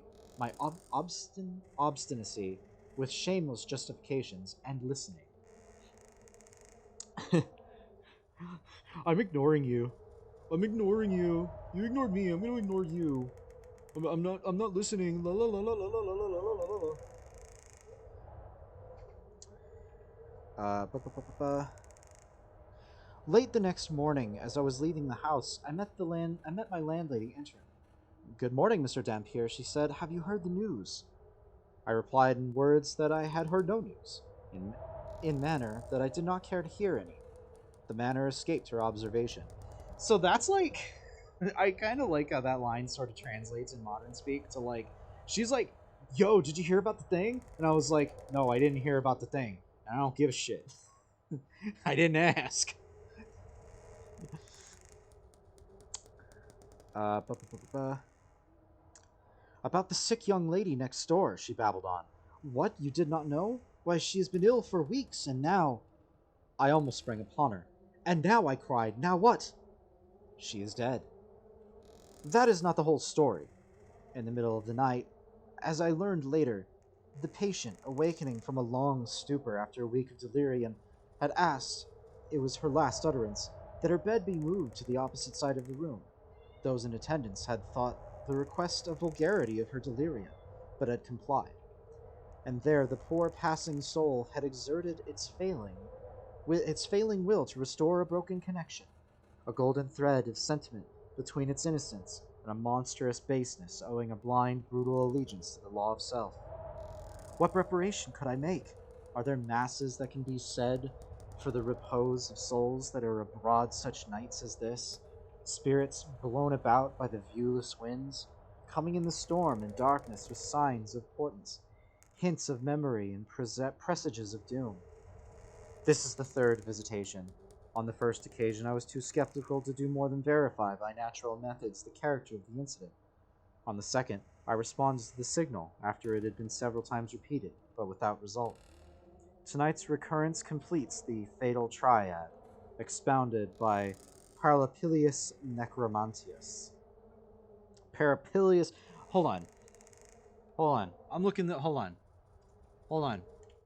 Back to. We're going to the internet. I gotta look this up. Is this a guy? Is this a real guy? Parapelius? Parapelius! Parapelius! Parapelius! Parapelius! Parapelius Necromantius. Parapelius Necromantius!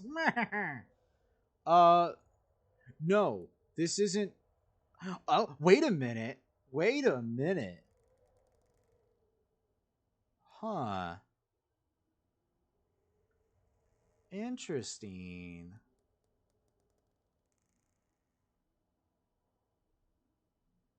Huh. Because like, okay, I'm curious Wait a second. Did my stream die? No, my stream didn't die. It's perfectly fine.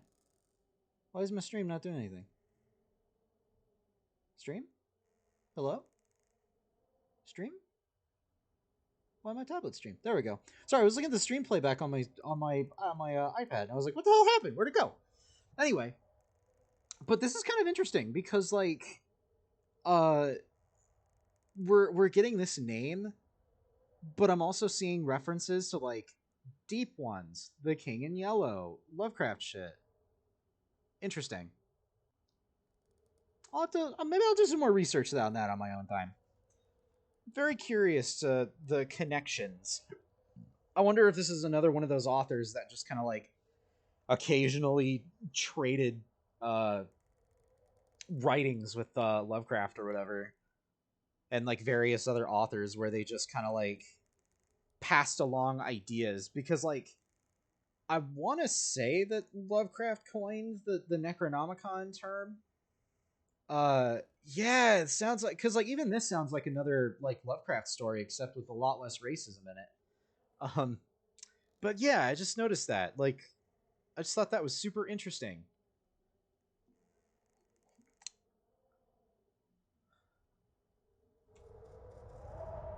Where am I? There we are. Back in the chair. Let's get my book back up. Completes the fatal triad expounded by Propelius Necromantis. There is no more to tell.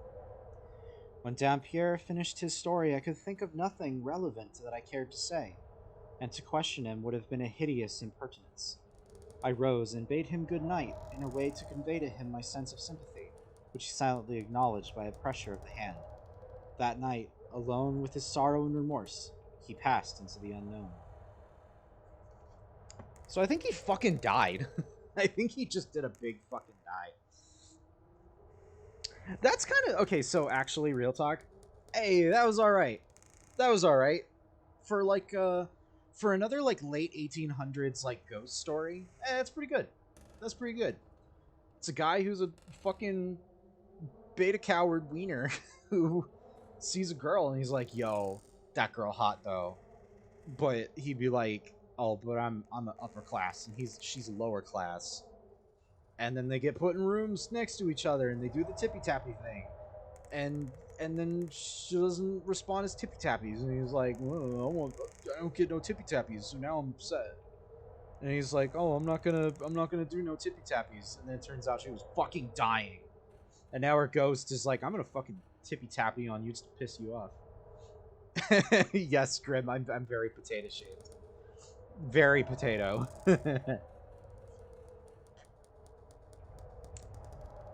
Very much potato.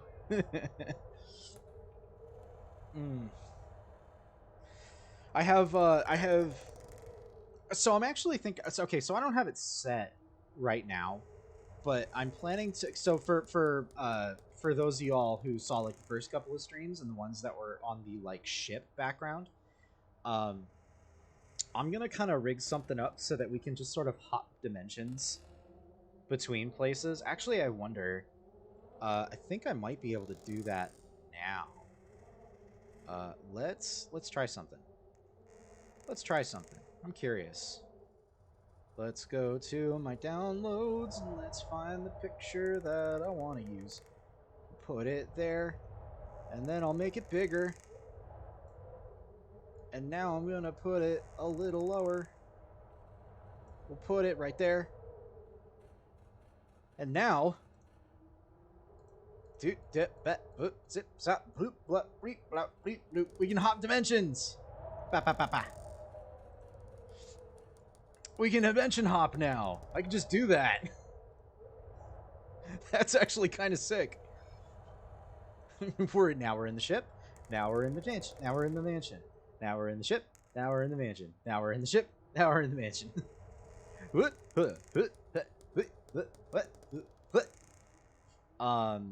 I can't change the. Hold on a second. Open. Yeah. Now we can bring out. I can bring out the captain. We can bring out the captain if we want to. It's actually kind of. Oh, whoopsie. Don't look behind. Don't look behind the ship. Whoopsie. Nope, nope. Stop that. I'm grabbing the wrong thing.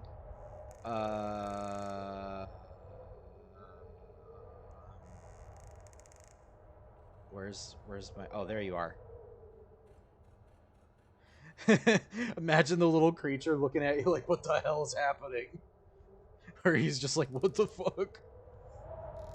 Oh my god, where... Oh god, chat, where are we? Where have we gone? Actually, okay, so, whip, zip, zip, zoop, zap, zoop, zeep, bloop, bloop, blah, bloop, blah. So there's something else that I really want to do. So here's what I'm thinking, right? I think it'd be... So, okay, so I also picked up, to the internet,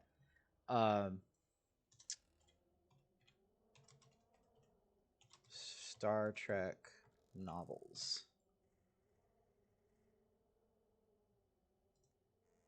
So I picked up like let's see, can I find like... Probably not gonna find the exact kind of shit. So like I picked up a bunch of Star Trek novels that are like this.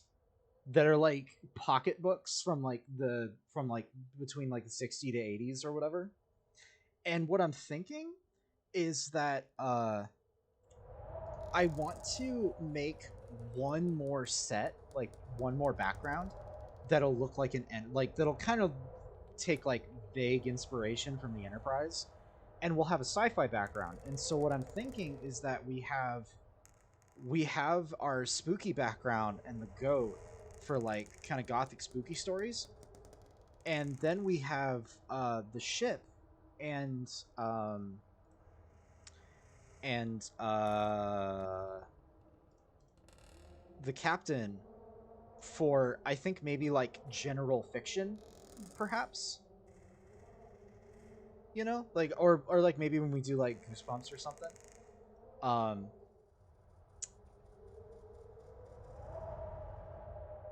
the ship could be for anything. Yeah, exactly. That's what I was thinking. The ship could kind of be for whatever. The ship could be for like classics. It can be for the Goosebumps stories. The ship can kind of just denote that we're doing like fun, goofy stuff. And I'm thinking that what I'm gonna do is I'm gonna make a third screen and a third potato. And we'll have like a third. We'll have a third option available, and that way, I think that'd be really cool to be able to just kind of hop dimensions, depending on what stories we're reading and kind of the general vibe. We can kind of switch back and forth between the different things. So I think that'd be really cool and fun.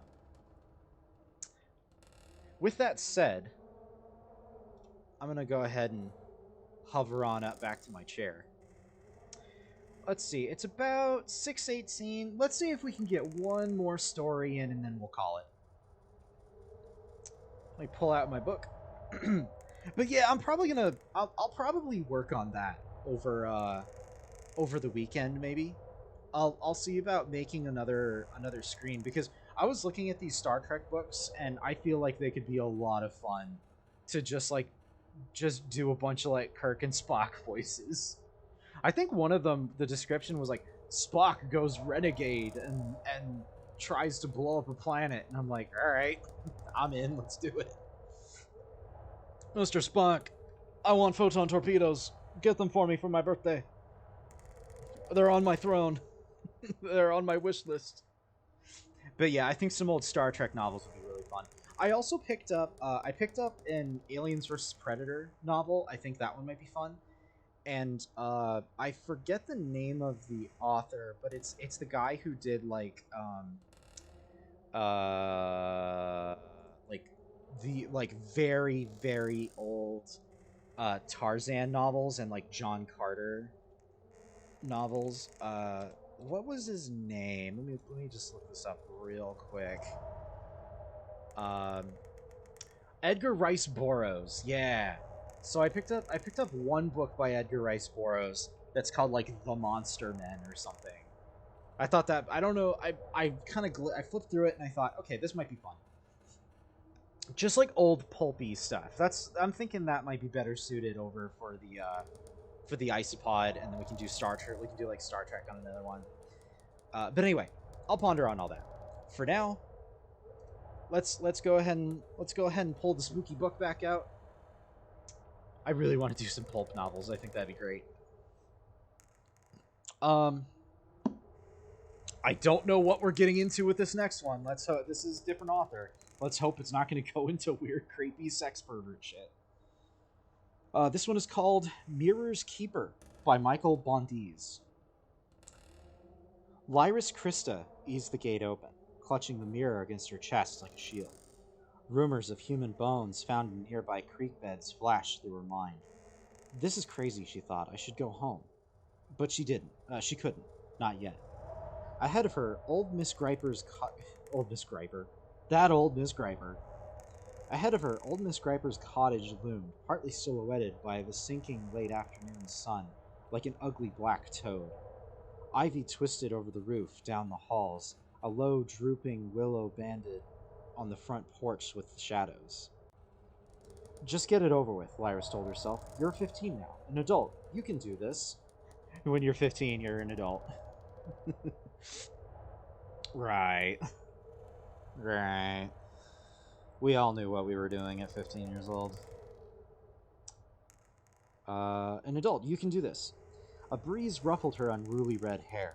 She tucked a few loose strands behind her ear and glanced behind her, hoping to see someone that might be able to hear her if she should need to call for help, but she saw no one. As she stepped tentatively forward, she glanced down at a mirror. It was surprisingly light for its size. Despite an intricate web of cracks, the reflective side still gave a clear image. The bone handle, she thought, looked suspiciously like a human forearm, but she put that out of her mind. The gate bang closed behind her and she jumped. A white starling fluttered out of the bushes, its wings blur. The bird landed on Miss Griper's rooftop and perched there, watching Lyris with a squinted eye. For a moment, Lyris was comforted by the sight of it, but then she noticed a beetle hanging from the bird's beak. With a flick of its head, the bird tossed the twitching insect to the roof and picked at it, tearing off a leg. Then, as if deciding it needed more privacy, the bird scooped up its prize and flapped away. Excuse me? Yo, girl, I'm trying to eat here. Could you not be staring at me? I'm trying to eat this beetle. Could you just... Alright, fine, I guess I'm leaving. Alright, fine, never mind. Alright, just gonna take my beetle and fuck off. Alright, bye. See ya. Fuck you. Ruined my lunch.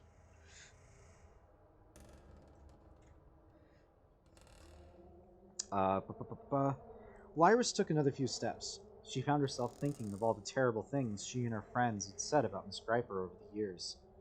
She wasn't the only one, of course, but she had probably been worse than most.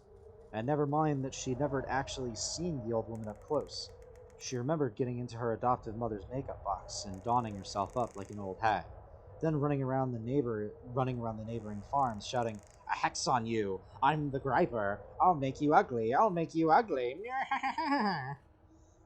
Her friends would run and scream, scattering like fireflies on summer night as she laughed and chased after them. Just yesterday, Lyris had discovered a notice posted on the community board at the edge of town, signed by Miss Griper, offering a generous award for the return of a mirror with a gold butterfly etched to its handle.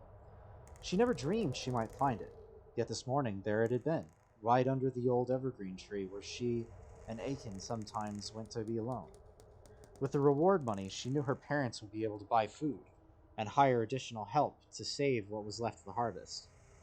At least, that's what she kept telling herself. Deep down, her thoughts returned to Aiken.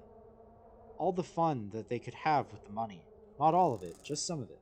The rest, of course, she would give to her parents. The damage done by late summer storms had ruined nearly everything but the corn. Most of the neighboring farms had survived with minimal damage, but Lyris's adoptive family hadn't been so lucky. I should have brought my dog, she thought. His warm muzzle against her hand would be a great comfort right now. All her friends had been too busy helping their own families with the harvest to accompany her, and her parents had gone to the Dagenport market to sell what remained of last year's crop. They wouldn't be back for another 2 days. She was on her own. A chill tingled her skin as the first of the willow's shadows enveloped her. The steps to the cottage's front porch were cracked and overgrown with weeds. A curtained window to the living room offered no hint of what might lurk inside. Then something, a shadow, moved behind the curtain. Lyris froze, her guts shriveled. A terrible urge to toss the mirror and run nearly overwhelmed her. The door latch snicked back. The door creaked open. Candlelight leaked out. A hunched figure stood backlit in the doorway, waiting just inside. A floral shawl was draped across the figure's shoulders under a hint of a grandmother's curls. Lyris cleared her throat. I've brought this for the reward. I'll just put it here on the steps. No, no, a sweet voice interrupted, dripping with honey. I can't come out that far, dear. Please bring it inside. Lyris's legs went to mush. She didn't want to go in there. She didn't want to see Miss Griper in the candlelight. But she willed herself forward. Moments from now, I'll be on my way home with my pockets full of gold. The door creaked open the rest of the way, and Lyris went in. The cottage stank like the dirty old well at the edge of town, like mushrooms and rot. what's the name of the crap? I haven't played Elden Ring in a while. What's the name of that horrible poison swamp no one likes? Caelid. She opens the door to the house, and she just sees like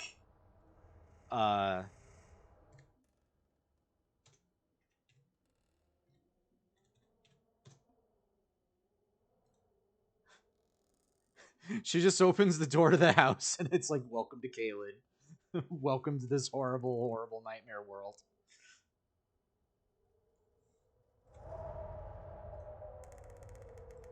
Got that dank Caelid vibes.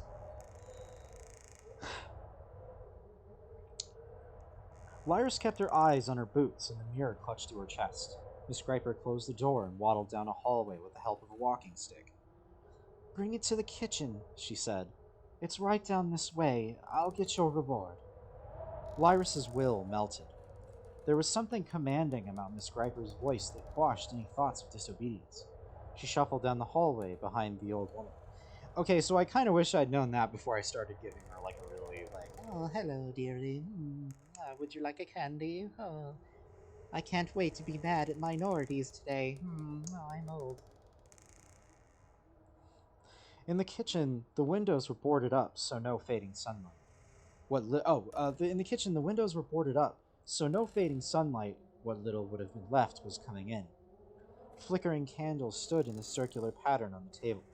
A black pot simmered on the stove, emitting a sickly sweet odor of mushrooms and rotten eggs. Yo, if you smell rotten eggs in a kitchen, I think that's a gas leak. You should leave. Miss Griper stood stooped over her walking stick, back turned. Lyris noticed she was dressed all in black. Where had the floral shawl gone? Had Lyris imagined it? Put the mirror on the table, Miss Griper said. Lyris set the mirror inside the ring of candles. The golden butterfly on the handle winked in the flickering light. I want to tell you a story before you go, Miss Griper said. It won't take long. The old woman turned and... Oh, Lyris said. Miss Griper was beautiful. Old, yes, but her skin was radiant. Lips pink and full. Her eyes looked like luminous black pearls. Elegant gray hair framed her face, perfectly done. The old woman was watching Lyris, gauging her reaction. I like your red hair. So curly. The comment caught Lyris off guard. She faltered for a moment, then managed a quiet, thank you.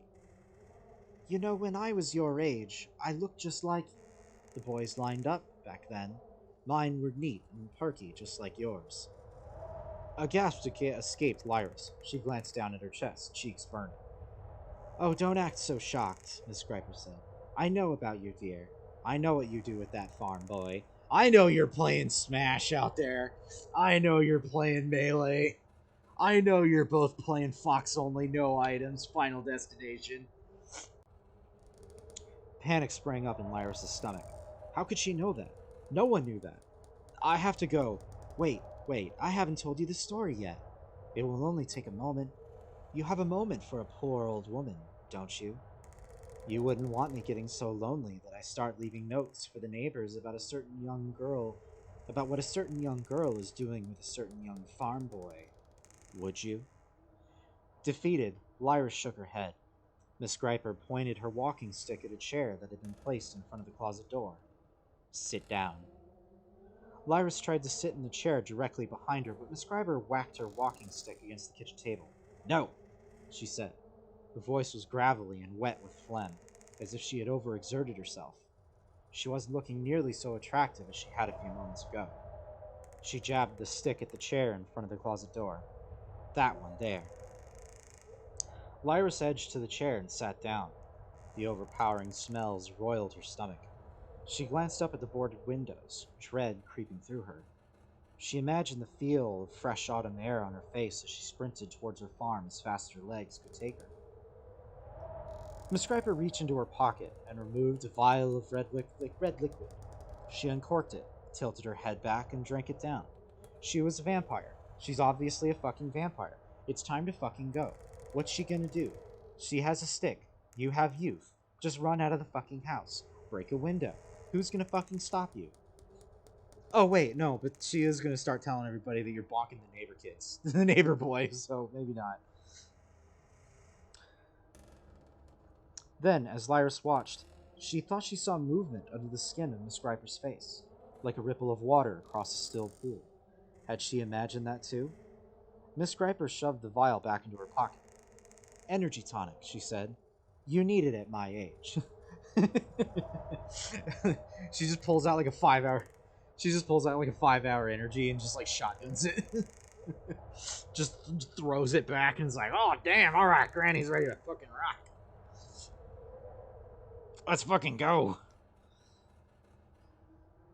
Now, the old woman said, the story goes like this. Once there was a beautiful young girl, but her beauty was stolen by an old witch who ran off and disappeared, leaving nothing behind but a mirror. Awful, yes? Lyris nodded, not knowing what else to do. She gripped the edges of the chair. Many years went by, Miss Griper continued, but the beautiful girl, now ugly and old, of course, could not reverse the curse. She hobbled forward, eyes blazing. Finally, though, after countless hours of searching, she discovered the witch's secret. A smile tugged the corners of Miss Griper's mouth. Does any of this sound familiar, dear? Lyra shook her head, too frightened to speak. I thought not. You see, I've been watching you, and that's part of it. You forget. She tilted the mirror at Lyra's, studying the reflected image. But only those touched by the curse can be reflected in this mirror. That's how you know you have the right girl. In a flash, Miss Griper's face drooped like melting candle wax. Her nose sagged and hooked. Ghastly brown teeth flashed through suddenly bluish lips, and her perfectly coiffed hairdo sprouted shags of gray straw.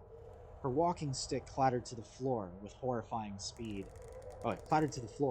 With horrifying speed, she spread her arms and sailed through the air, black dress whipping her chubby legs as she reached for Lyris with a gnarled hand covered with purplish veins.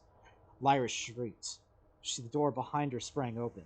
She tried to dive out of the way, but Miss Griper crashed into her and they both tumbled into the closet. The door swung shut, plunging them both into darkness.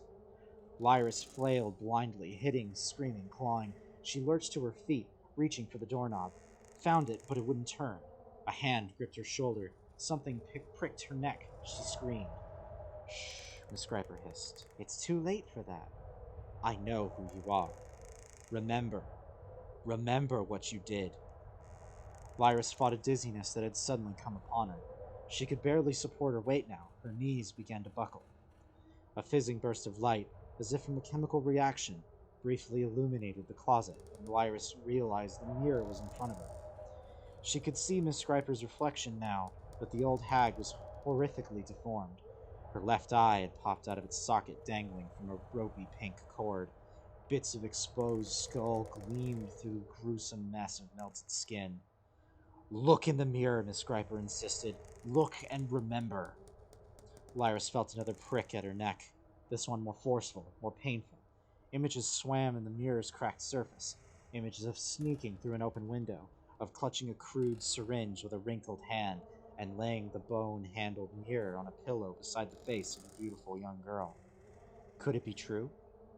As a child, Lyris had dreamed often, vividly, of being a full-grown woman. But didn't everyone? This was impossible. Miss Griper was just tricking her, justifying what she was doing. The old hag was mad.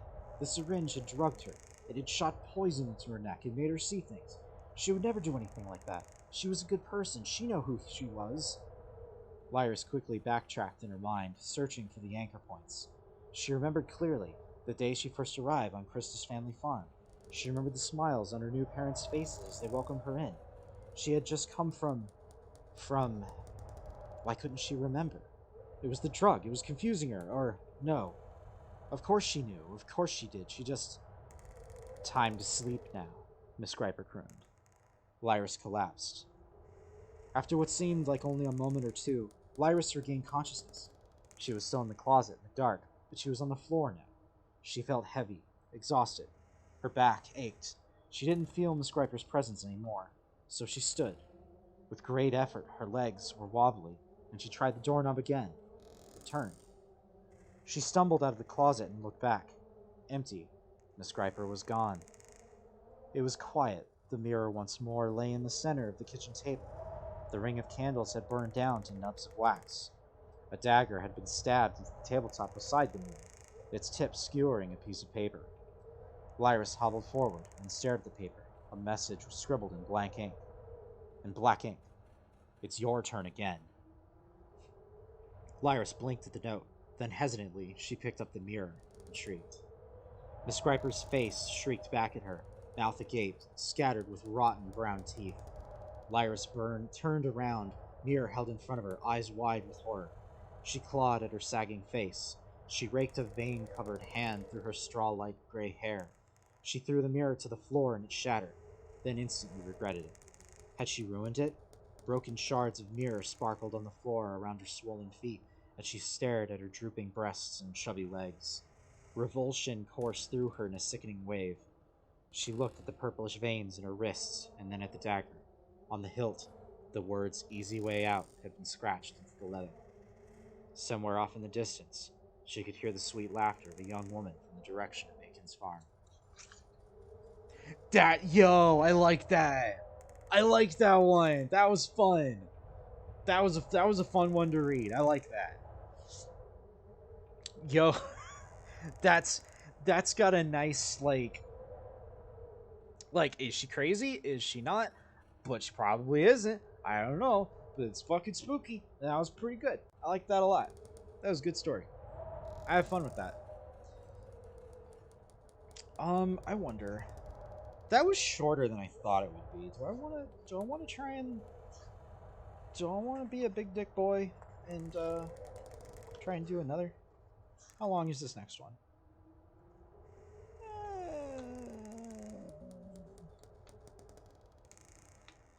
I think it was a neat twist, but I'm not a fan of the classic witch depiction personally. Yeah, it tracks. I can understand that.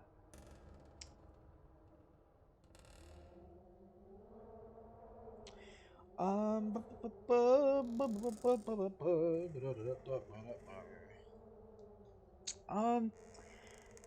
you know what? I want to do one more. Just one more. That one was kind of short. I'm going to do one more. I think we can knock it out in 20 minutes and then be done by 7.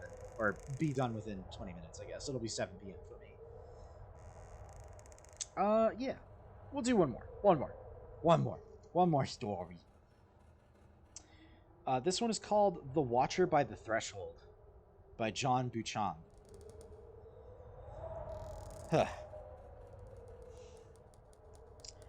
A chill evening in the early October of the year 1890 something. It's written as 189 dash, so it's just 1890X. In the early October of the year 1890X found me driving in a dog cart through the belts of antique woodland, which formed the lowland limits of the hilly parish of Moor. The Highland Express, which brought me from the north, took me no farther than Perth. Thence it had been a slow journey in a disjointed local train, till I emerged on the platform at Morpeth, with a bleak prospect of pot stalks, coal heaps, certain sour corn lands, and far to the west line of the moor where the sun was setting. A neat groom and respectable trap took the edge off of my discomfort, and soon I had forgotten my sacrifice and found eyes for the darkening landscape. We were driving through a land of thick woods, cut at rare intervals by old, long frequented highways. The moor, which at Moorfoot is an open sewer, became a sullen woodland stream, where the brown leaves of the season drifted. At times, we would pass an ancient lodge, and through a gap in the trees would become a glimpse of the chipped crow-side gable. The names of such houses, as told me by my companion, were all famous. This one had been the home of a drunken Jacobite? Oh, it's a name. Jacobite laird, and a king of North County Medmenham. Unholy revels had waked the old halls, and the devil had been toasted at many a hellfire dinner. Yo, the devil was toasted. He's fucking toasted, dude.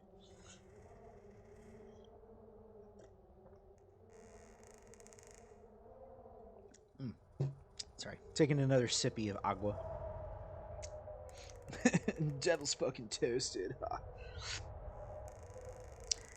The next was the property of the great Scots, of a great Scots law family, and there the old Lord of Session, who built the place in his frowsy wig and carpet slippers, had laid down the canons of taste for his day in society.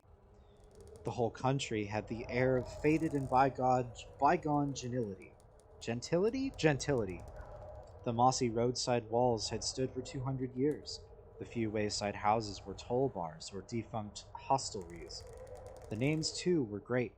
Scots baronial with a smack of France. Chatelet and Riverslaw. Blackholm and Fontainebleau. The place had a cunning charm. Mystery dwelt in every cranny, and yet it did not please me. The earth smelt heavy and raw. The roads were red underfoot. All was old, sorrowful, and uncanny, compared with the fresh Highland glen I had left, where wind and sun and flying showers were never absent. All was chilly and dull and dead. Even when the sun sent a shiver of crimson over the crests of certain firs, I felt no delight in the prospect. I admitted shamefacedly to myself that I was in a very bad temper. I was grumpy. You was such a grumpy boy. What you grumpy little boy? He's such a grumpy boy. I'd been staying at Glenisle with the clan Roydens, and for a week had found the proper pleasure in life. You know the house with its old rooms and gardens, and the miles of heather which defend it from the world. The shooting had been extraordinary for a wild place late in the season, for there are few partridges, and the woodcock are notoriously late. Man, I hate it when the woodcock are notoriously late.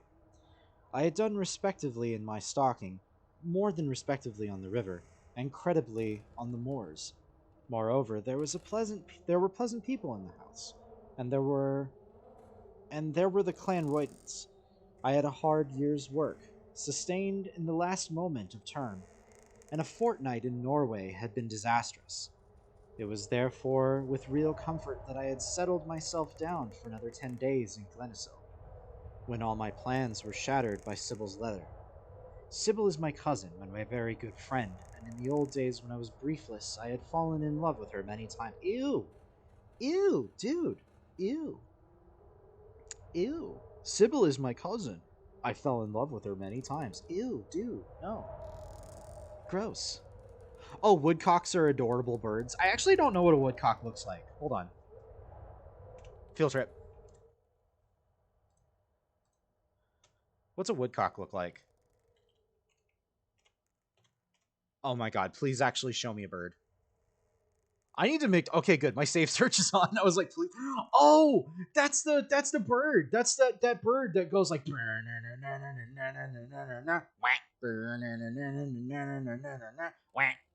That's the wamp bird. And it does the little tappy dance. That's cool. That's a cool bird. I like that bird. Some of you might have no idea what the fuck I'm talking about. Don't forget, don't forget to put bird. Thankfully, I have safe search on, so it's not going to show me anything unsavory. Where was I? Oh yeah, I was getting grossed out. Uh, but she very sensibly chose other. Wait. Sybil is my cousin and a very good friend. And in old days, when I was briefless, I had fallen in love with her many times.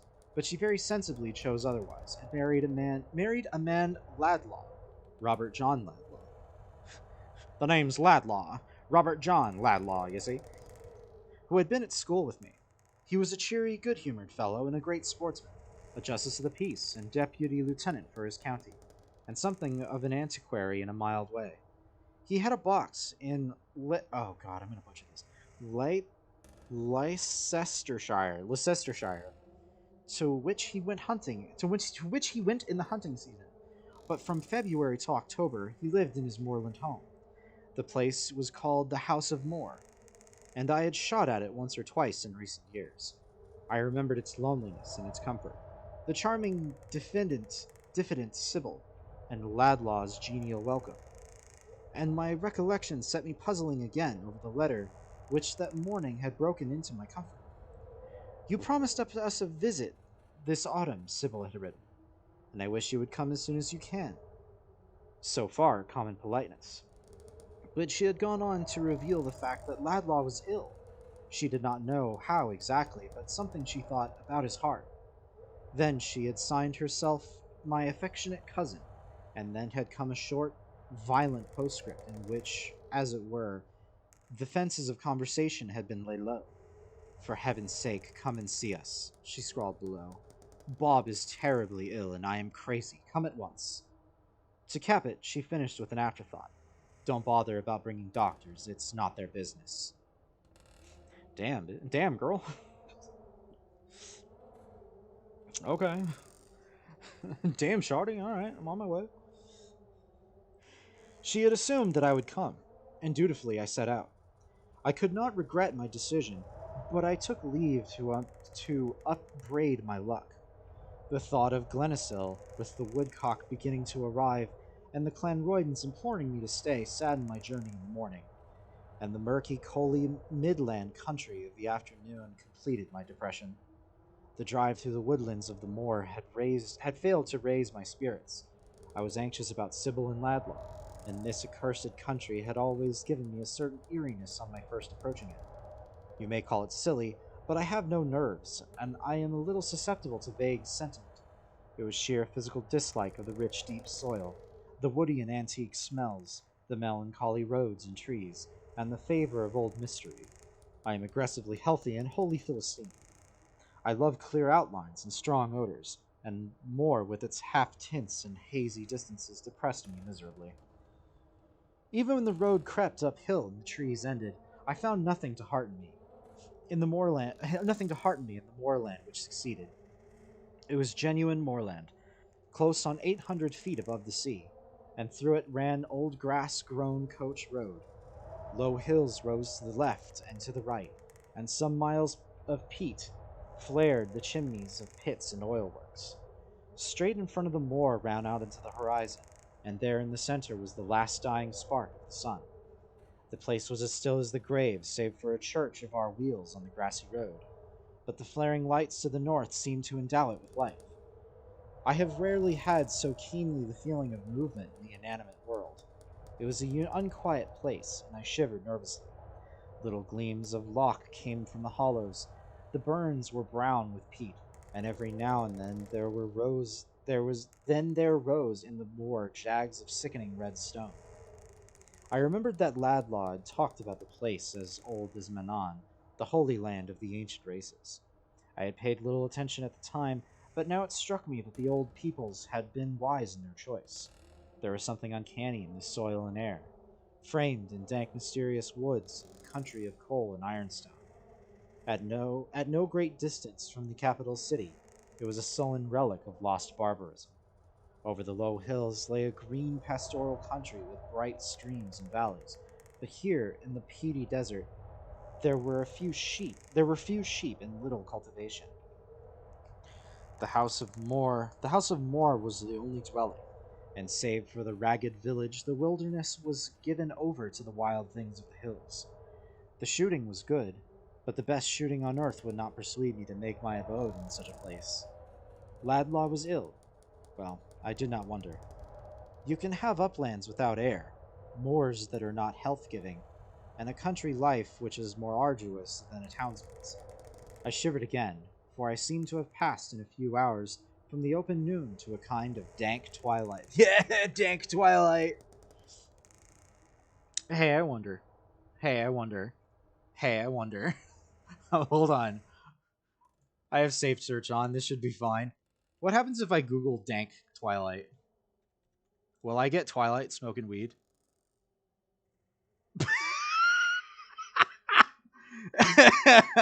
No. Oh no. Ah, no. Don't look. Don't look. I saw someone's doodle of weird sex shit. Nobody look at that. Don't look at that. I just realized what it was. Nobody look at it. Nobody look. Nobody look at what that was. No, you didn't. You didn't see anything. Twitch didn't see it. YouTube isn't going to see it. No one's going to see it. No one can see that. I was too busy looking. I thought I would get Twilight smoking weed. I thought I'd see a pony. It was a fake one, so it's okay. All right.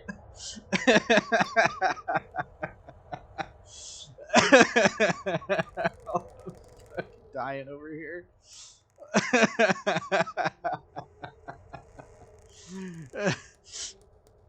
Oh boy. Okay. Woo.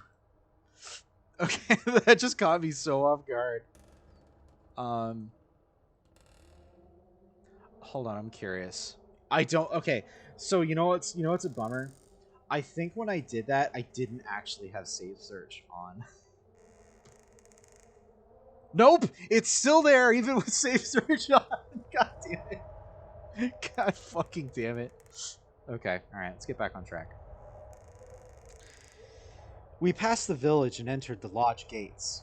Here, there were trees again, little innocent new planted firs which flourished ill. Some large plane trees grew near the house, and there were thickets upon thickets of the ugly elderberry. Even in the half-darkness, I could see that the lawns were trim and the flower beds respectable for the season. Doubtless Sybil looked after the gardeners. The oblong whitewashed house, more like a barrack than ever, opened suddenly on my sight, and I experienced my first sense of comfort since I left Glenacill. Here I should find warmth and company, and soon enough the hall door was wide open, and the great flood of light which poured from it Sybil stood to welcome me. She ran down the steps and dismounted, and with a word to the groom, caught my arm and drew me into the shadow. "Oh, Henry, it was so good of you to come. You mustn't let Bob think that you know he's ill. We don't talk about it. I'll tell you afterwards. I want you to cheer him up. Now we must go in, for he is in the hall expecting you." While I stood blinking in the light, Laidlaw came forward with an outstretched hand in his usual cheery greeting. I looked at him and saw nothing unusual in his appearance. A little drawn at the lips, perhaps, and heavy below the eyes, but still fresh-colored and healthy. It was Sybil who showed change. She was very pale, her pretty eyes were deplorably mournful, and in place of her delightful shyness there was a self-confidence and composure of pain. I was honestly shocked, and as I dressed my heart was full of hard thoughts about Laidlaw. What could this illness mean? He seemed well and cheerful, while Sybil was pale, and yet it was Sybil who had written the postscript. As I warmed myself by the fire, I resolved that this particular family difficulty was my proper business. The Laidlaws were waiting for me in the drawing room. I noticed something new and strange in Sybil's demeanor. She looked to her husband with a motherly, protective air, while Laidlaw, who had been the extreme of masculine independence, seemed to cling to his wife with a curious, appealing fidelity. In conversation, he did little more than echo her words, till dinner was announced. He spoke of the weather, the shooting, and Mabel Clanroyden. Then he did a queer thing, for when I was about to offer my arm to Sybil, he forestalled me, and clutching her right arm in his left hand, led the way to the dining room, leaving me to follow in some bewilderment. I have rarely taken part in a more dismal meal. The House of Moore has a pretty Georgian paneling throughout most of its rooms, but in the dining room the walls were level and painted a dull stone color. Abraham offered up Isaac in a ghastly picture in front of me. Some of the photographs of the corn hung over the mantelpiece, and 5 or 6 drab ancestors filled up the remaining space. But one thing was new and startling. A great marble bust, a genuine antique, frowned on me from the pedestal. The head was in the late Roman style, clearly of some emperor, and in its commonplace environment, the great brows, the massive neck, and the mysterious solemn lips had a surprising effect. I nodded toward the thing and asked what it represented. Ladlaw grunted something which I took for a Justinian, but he never raised his eyes from his plate. By accident, I caught Sybil's gaze. She looked toward the bust and laid a finger on her lips. The meal grew more doleful as it advanced. Sybil scarcely touched a dish, but her husband ate ravenously of everything. He was a strong, thick-set man with a square, kindly face burned brown by the sun. Now he seemed to have suddenly coarsened. He gobbled with undignified haste, and his eye was extraordinarily vacant. A question made him start, and he would turn on me a face so strange and inert that I repented the interruption. I asked him about the autumn sport. He collected his wits with difficulty. He thought it had been good, on the whole, but he had shot badly. He had not been quite so fit as usual. No, he had nobody staying with him. Sybil had wanted to be alone. He was afraid the moor might have been undershot, but he would make a big day with the keepers and farmers before the winter. Bob has done pretty well, Sybil said. He hasn't been out often, for the weather has been very bad here. You can have no idea, Henry, how horrible the moorland place of ours can be when it dries. It is one great sponge sometimes, with ugly red burns and mud to the ankles. I don't think it's healthily, said I. Ladlaw lifted his face. Nor do I. I think it's intolerable, but I am so busy I can't get away. Once again I caught Sybil's warning eye as I was about to question him on his business. Clearly the man's brain had received a shock, and he was beginning to suffer from hallucinations. This could be the only explanation, for he had always led a temperate life. The distraint, wandering manner was the only sign of his malady, for otherwise he seemed normal and mediocre as ever. My heart grieved for Sybil, alone with him in this wilderness. Then he broke the silence. He lifted his head and looked nervously around till his eye fell on the Roman bust. Do you know that this countryside is the old Manon? He said. It was an odd turn to the conversation, but I was glad of a sign of intelligence. I answered that I had heard so. It's a queer name, he said oracularly. But the thing it stood for was queerer. Manon Manon. Manon Manon Manon Manon Hey, skip banana, hot banana, hey. Anyway, sorry. I really hope that came across as like Italian pizza man and not like really fucked up racist. I don't know. I'm sorry. I don't know what I thought. It did. Okay. It did came off. I hope it came off as Italian pizza man. It was weird Italian. I'm just a weird little Italian. It's me, Mario. I'm a weird little Italian. It was Manon Manon, he repeated, rolling the words on his tongue. As he spoke, he glanced sharply, and as it seemed to me, fearfully at his left side. The movement of his body made his napkin slip from his left knee and fall on the floor. It leaned against his leg, and he started from its touch as if he had been bitten by a snake. I have never seen a more sheer and transparent terror on a man's face. He got to his feet, his strong frame shaking like a rush. Sybil ran around to his side, picking up the napkin and flung it on the sideboard. Then she stroked his hair as one would stroke a frightened horse. She called him by his old boy's name of Robin, and at her touch and voice he became quiet. But the particular course then in progress was removed, untasted. In a few minutes, he seemed to have forgotten his behavior, for he took up the former conversation. For a time he spoke well and briskly. You lawyers, he said, understand only the dry framework of the past. You cannot conceive the rapture, which only the antiquary can feel, of constructing in every detail an old culture. Take this Manon. If I could explore the secret of these moors, I would write the world's greatest book. I would write of that secret of these moors. Oh, I would explore the secret of... I would write of that prehistoric life when man was knit close to nature. I would describe the people who were brothers of the red earth and the red rock and the red streams of the hills. Oh, it would be horrible, but superb, tremendous. It would be more than a piece of history. It would be a new gospel, a new theory of life. It would kill materialism once and for all. Why man, all the poets who have deified and personified nature would not do an eighth part of my work. I would show you the unknown, the hideous shrieking mystery at the back of this simple nature. Men would see the profundity of the old crude faiths which they affect to despise. I would make a picture of our shaggy, somber-eyed forefather, who heard strange things in the hills' silences. I would show him brutal and terror-stricken, but wise, wise. God alone knows how wise. The Romans knew it, and they learned what they could from him, though he did not tell them much. But we have some of his blood in us. We may go deeper, Manon. We may go deeper. Manon, a queer land nowadays. I sometimes love it, and I sometimes hate it, but I always fear it. It is like that statue, inscrutable. This dude sure is up on his high horse. Yeah, I'm over here like, uh-huh. That's nice. Okay, cool. Uh-huh. Yeah, okay. Uh-huh. Hold on. Uh-huh. Yeah, keep going. Uh-huh. Yeah. Yeah. Nom nom nom nom nom nom nom nom nom.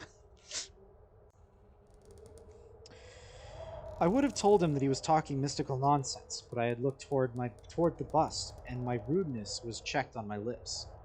The moor might be a common piece of ugly wasteland, but the statue was inscrutable. Of that there was no doubt.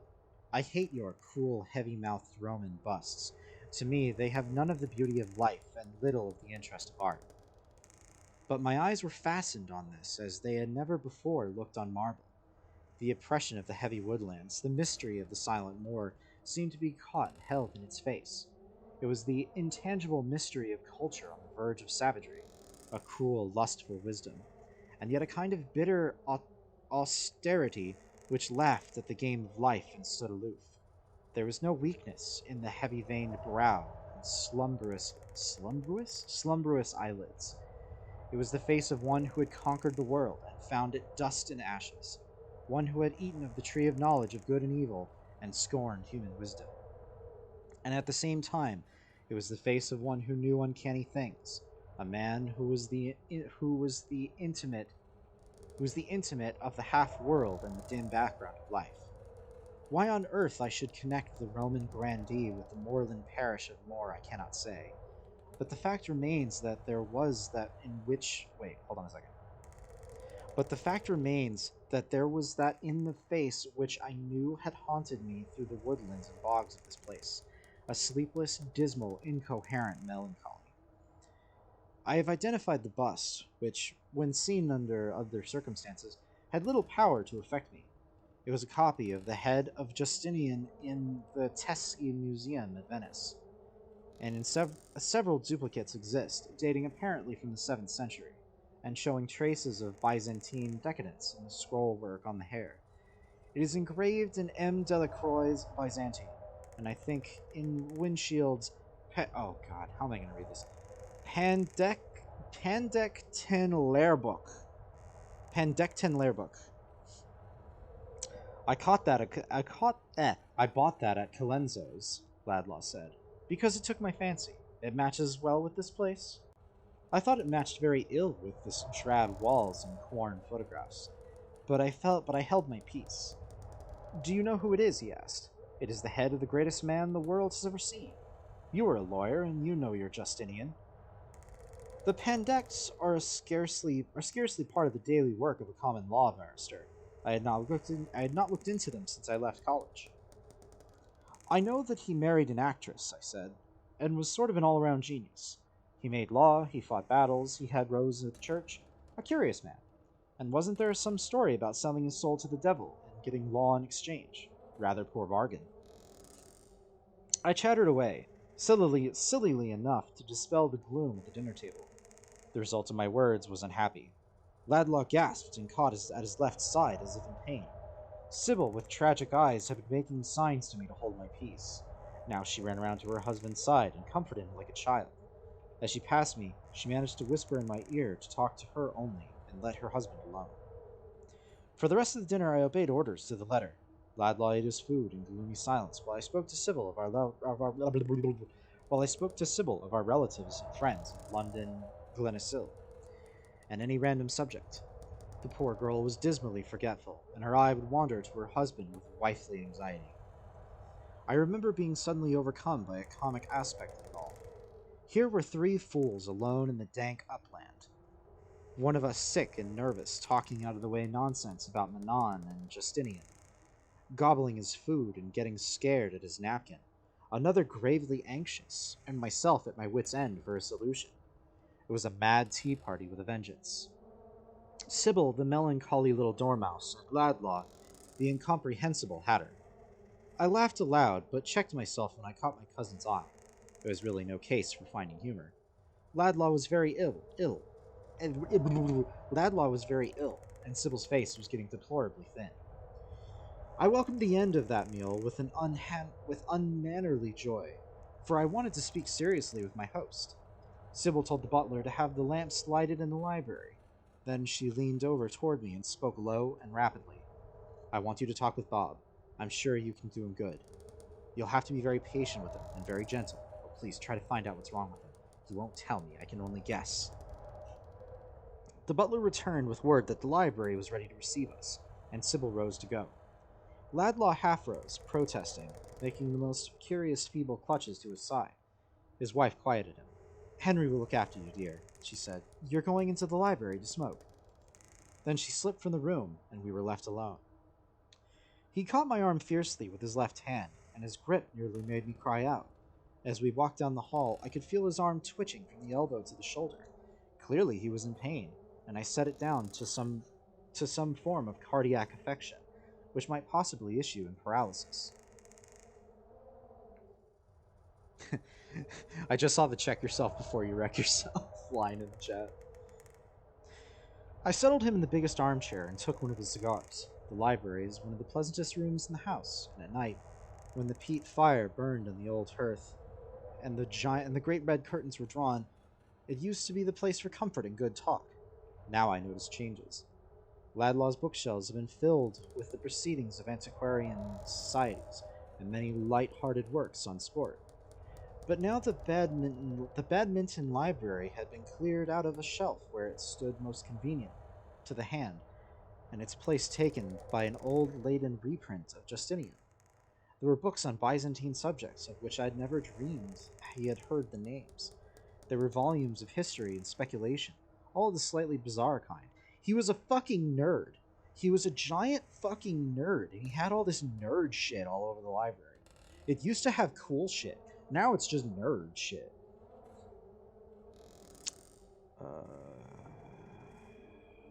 And to crown everything, there were several bulky medical works with gaudily colored plates. The old atmosphere of sport and travel had gone from the room with the medley of rods, whips, and gun cases which used to cumber the tables. Now the place was moderately tidy and somewhat learned, and I did not like it. Laidlaw refused to smoke, and sat a while in silence. Then of his own accord he broke the tension. It was devilish good of you to come, Harry. This is a lonely place for a man who is a bit seedy. I thought you might be alone, I said, so I looked you up on my way down from Glenacill. I'm sorry to find you feeling ill. Do you notice it? He asked sharply. It's tolerably patent, I said. Have you seen a doctor? He said something uncomplimentary about doctors, and kept looking at me with his curious still eyes. I remarked the strange posture in which he sat, his head screwed round to his right shoulder, and his whole body in protest against something at his left hand. It looks like a heart, I said. You seem to have pains on your left side. Again, a spasm of fear. I went over to him and stood at the back of his chair. Now for goodness sake, now for goodness sake, my dear fellow, tell me what is wrong. You're scaring Sybil to death. It's lonely work for the poor girl, and I wish you would let me help you. He was lying back in his chair now, with his eyes half shut, and shivering like a frightened colt. The extraordinary change in one who has been the strongest of the strong kept me from realizing his gravity. I put a hand on his shoulder, but he flung it off. For God's sake, sit down, he said hoarsely. I'm going to tell you, but I'll never make you understand. I sat down promptly opposite him. It's the devil, he said solemnly. It's the devil. It's the fucking devil.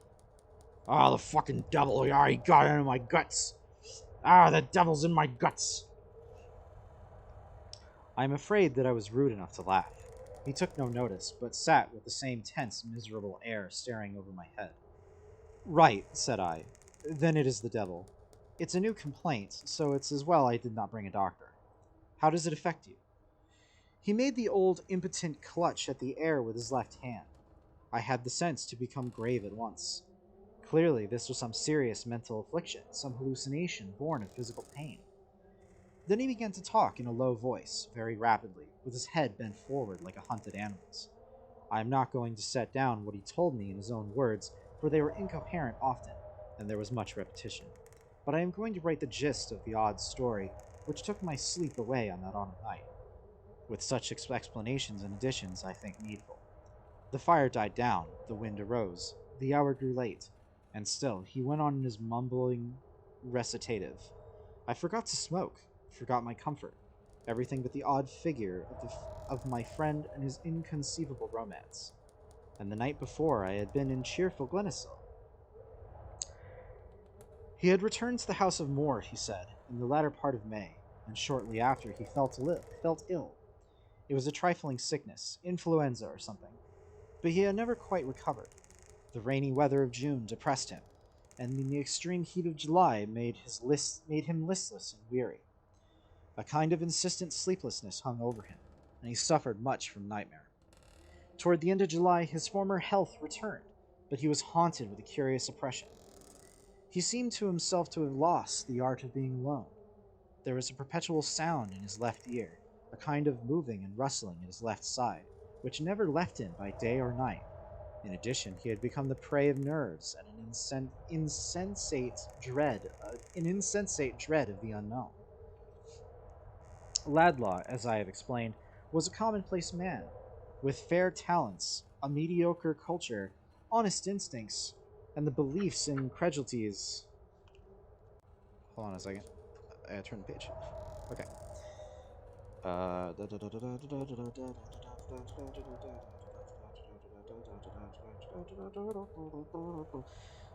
Was a commonplace man with fair talents and a mediocre culture, honest instincts, and the beliefs of incredulities of his class.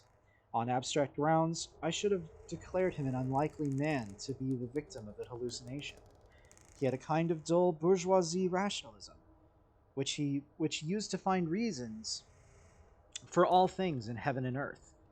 At first, he controlled his dead with proverbs. He told himself that it was the sequel of his illness, or the lightheadedness of summer heat on the moors. But it soon outgrew his comfort. It became a living second presence, an alter ego which dogged his footsteps. He grew acutely afraid of it. He dared not be alone for a moment, and clung to Sybil's company despairingly. She went off for a week's visit in the beginning of August, and he endured for 7 days the tortures of the lost. The malady upon him with swift steps.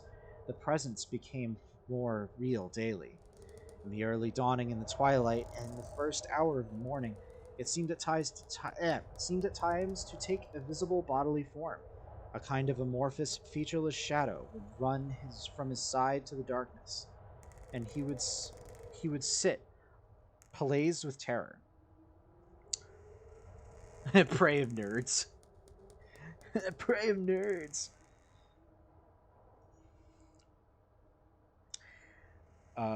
He would sit palazed with terror.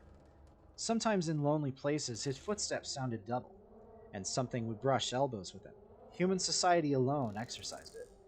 With Sybil at his side, he was happy, but as soon as she left him, the thing came slinking back from the unknown to watch him. Company might have saved him, but joined to his affliction was a crazy dread of his fellows. He would not leave his moorland home, but must bear his burden alone, among the wild streams and mosses of that dismal place. The 12th came, and he shot wretchedly for... The 12th? The 12th came, and he shot wretchedly for his nerve. Maybe like midnight? I think that might be what he means. The 12th came, and he shot wretchedly, for his nerve had gone to pieces. He stood exhaustion badly, and became a dweller about the doors. But this bodily internness came an extraordinary intellectual revival. He read widely in a blundering way, and he speculated unceasingly. It was characteristic of the man that he had as soon as he left his paths, as soon as he left the paths of the prosaic, he should seek his supernatural in a very concrete form. He assumed that he was haunted by the devil, the visible, personal devil in whom our fathers believed. He waited hourly for the shape at his side to speak, but no words came. The accuser of brethren in all but tangible form was his ever-present companion. He felt, he declared, the spirit of old evil entering subtly into his blood. He sold his soul many times over, and yet there was no possibility of resistance. It was a visitation more undeserved than Job's, and a thousandfold more awful. I don't know, Job had to deal with some fucking shit. I think that's kind of a strong sentiment. Job had to go through like a lot of shit, because God and the devil were like, hey, this dude fucking loves God. What if we try to make him hate God? And Job was like, yo, I'm sitting here as a fucking leper with literally nothing. I'm fucking God's punching bag, and God never says sorry to me. But I still love him. Still love the big guy. Fucking great. Love God. For a week or more, he was tortured with a kind of religious mania. When a man of healthy, secular mind finds himself adrift on the terrible ocean of the religious troubles, he is peculiarly helpless, for he has not the most rudimentary knowledge of the winds and tides. It was useless to call up his old carelessness. He had suddenly dropped into a new world where old proverbs did not apply. And all the while, mind you, there was this shrinking terror of it, an intellect all alive to the torture and most unceasing physical fear. For little he was on the far edge of idiocy. The stream is glitching. Oh no! Oh no! The stream's starting to... the stream's bugging out. Ah shit, the stream's bugging out. No! No! No, it's bugging out on my end too. That's usually a bad sign.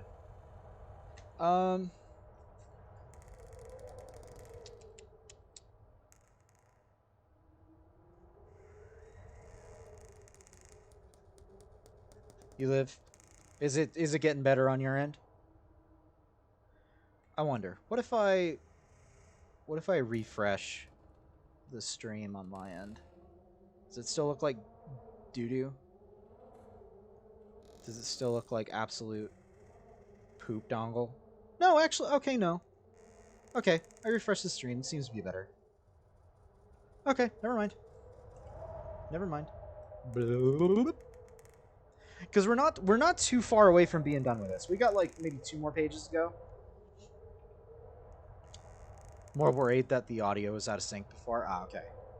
Because it froze up. Yeah, we don't have too much further to go. Let's try and wrap this up. This is going on a little longer than I intended, but I do want to finish it. Shit, where was I?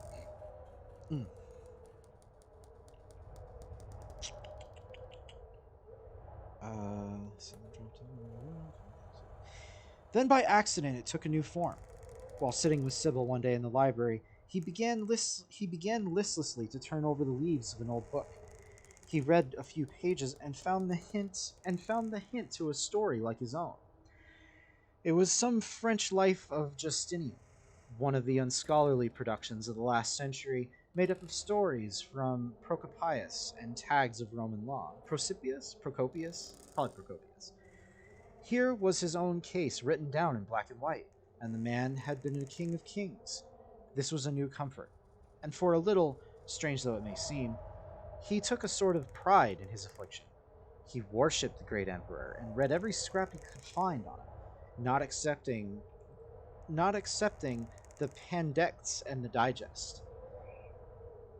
He sent for the busts, and he sent for the bust in the dining room, paying a fabulous price.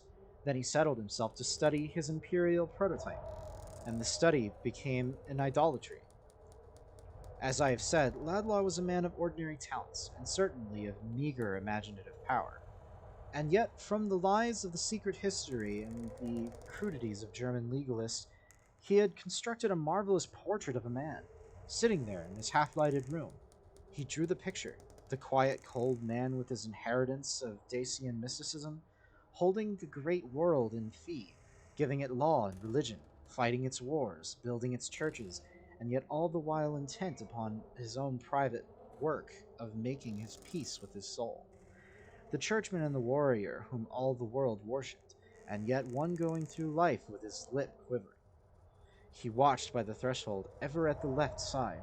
Sometimes at night, in the great brazen palace, warders heard the emperor waking in the dark corridors alone, and yet not alone. For once, when a servant entered with a lamp, he saw his master with a face as that of with a face as of another world, and something beside him which had no face or shape, but which he knew to be that hoary evil which is older than the stars. Crazy nonsense. I had to rub my eyes to assure myself that I was not sleeping. No, there was my friend with his suffering face, and it was the library of Moore. And then he spoke of Theodora, actress, harlot, devotee, empress. For him, the lady was but another part of the uttermost horror, a form of the shapeless thing at his side. I felt myself falling under the fascination. I have no nerves and little imagination, but in a flash I seemed to realize something of that awful featureless face, crouching ever at the man's hand, till darkness and loneliness come, and it rises to its mastery. I shivered, and I looked at the man in the chair before me. Those dull eyes of his were looking upon things I could not see, and I saw their terror. I realized that it was grim earnest for him. Nonsense or no, some devilish fancy had usurped the place of his sanity, and he was being slowly broken upon the wheel. And then, when his left hand had twitched, I almost cried out. I had thought it comic before, but now was the last proof of tragedy. Now it seemed the last proof of tragedy. He stopped, and I got up with loose knees and went to the window. Better the black night than the intangible horror within. I flung up the sash and looked out across the moor. There was no light, nothing but an inky darkness and the uncanny rustle of elder bushes. The sound chilled me, and I closed the window. The land is the old Manon, Ladlaw was saying. We are beyond the pale here. Do you hear the wind? I forced myself back into sanity as I looked at my watch. It was nearly 9 o'clock. What ghastly idiots we are, I said. I'm off to bed. Ladlaw looked at me helplessly. For God's sake, don't leave me alone, he moaned. Get Sybil. We went together back into the hall. While he kept the same feverish grasp on my arm, someone was sleeping in a chair by the hall fire, and to my distress I recognized my hostess. The poor child must have been sadly wearied. She came forward with her anxious face. I'm afraid Bob has kept you very late, Henry, she said. I hope you will sleep well. Breakfast at 9, you know. And then I left them. Over my bed there was a little picture, a reproduction of some Italian work, of Christ and the demoniac. Some impulse made me hold my candle up to it. The madman's face was torn with passion and suffering, and his eye had the pained, furtive expression which I had come to know. And by his left side there was a dim shape crouching. I got into bed hastily, but not to sleep. I felt that my reason must be going. I had been pitchforked from our clear and cheerful modern life into the mists of old superstition. Old tragic stories of my Calvinist upbringing returned to haunt me. The man dwelt in an inn by a devil was no new The man dwelt in by a devil was no new fancy, but I believed that science had docketed and analyzed and explained the devil out of the world. Another Lovecraft-inspired. Yeah, I'm starting to think so. I'm finding several of these stories have been very like pre-Lovecraft, but like to have that same energy, or are inspired by.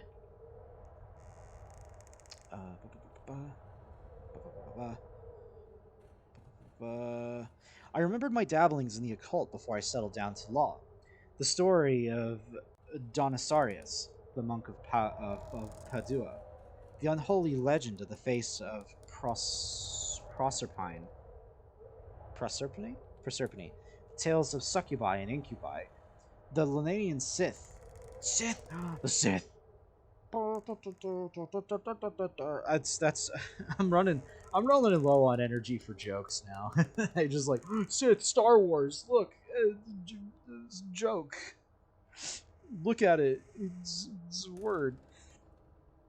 And the hidden presence. But here was something stranger still. I had stumbled upon the very possession which 1500 years ago had made the monks of New Rome tremble and cross themselves.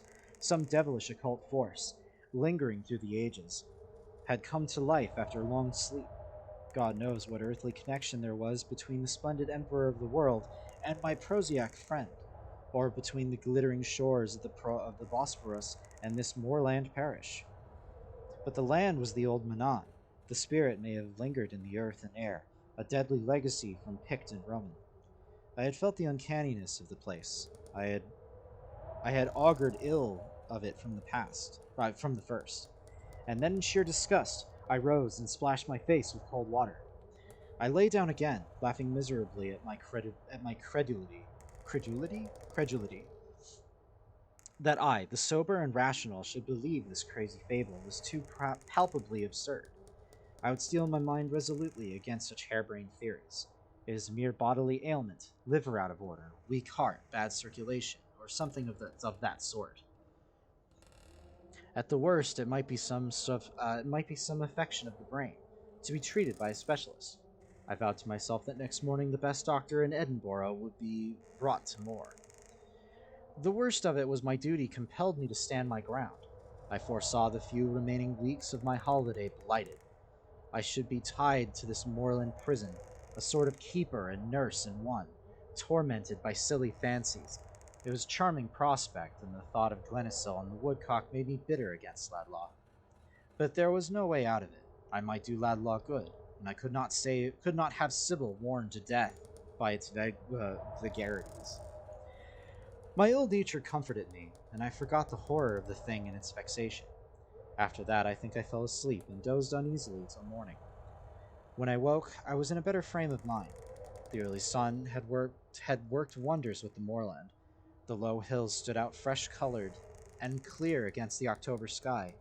The alders sparkled with frost, and the raw film of morn was rising from the little loch in tiny clouds. It was a cold, rousing day, and I dressed in good spirits and went down to breakfast. I found Laidlaw looking ruddy and well, very different from the broken man I remembered of the night before. We were alone, for Sybil was breakfasting in bed. I remarked on his ravenous appetite, and he smiled cheerily. He made 2 jokes during the meal. He laughed often, and I began to forget the events of the previous day. It seemed to me that I might still often, and I began that I'm. Made 2 jokes in the meal. He laughed often, and I began to forget the events of the previous day. It seemed to me that I might still flee from Moore with a clear conscience. He had forgotten about his illness. When I touched distantly upon the matter, he showed a blank face. It might be that the affection passed. On the other hand, it might return to him in the darkening. I had no means to decide. His manner was still a trifle distraint and peculiar, and I did not like the dullness in his eye. At any rate, I should spend the day in his company, and the evening would decide the question. I proposed shooting, which he promptly vetoed. He was no good at walking, he said, and the birds were wild. This seriously limited the possible occupations. Fishing there was none, and hill climbing was out of the question.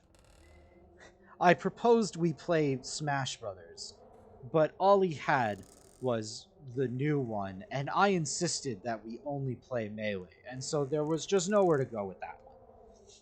Not to mention, he didn't even have the GameCube controllers. What an absolute scrub.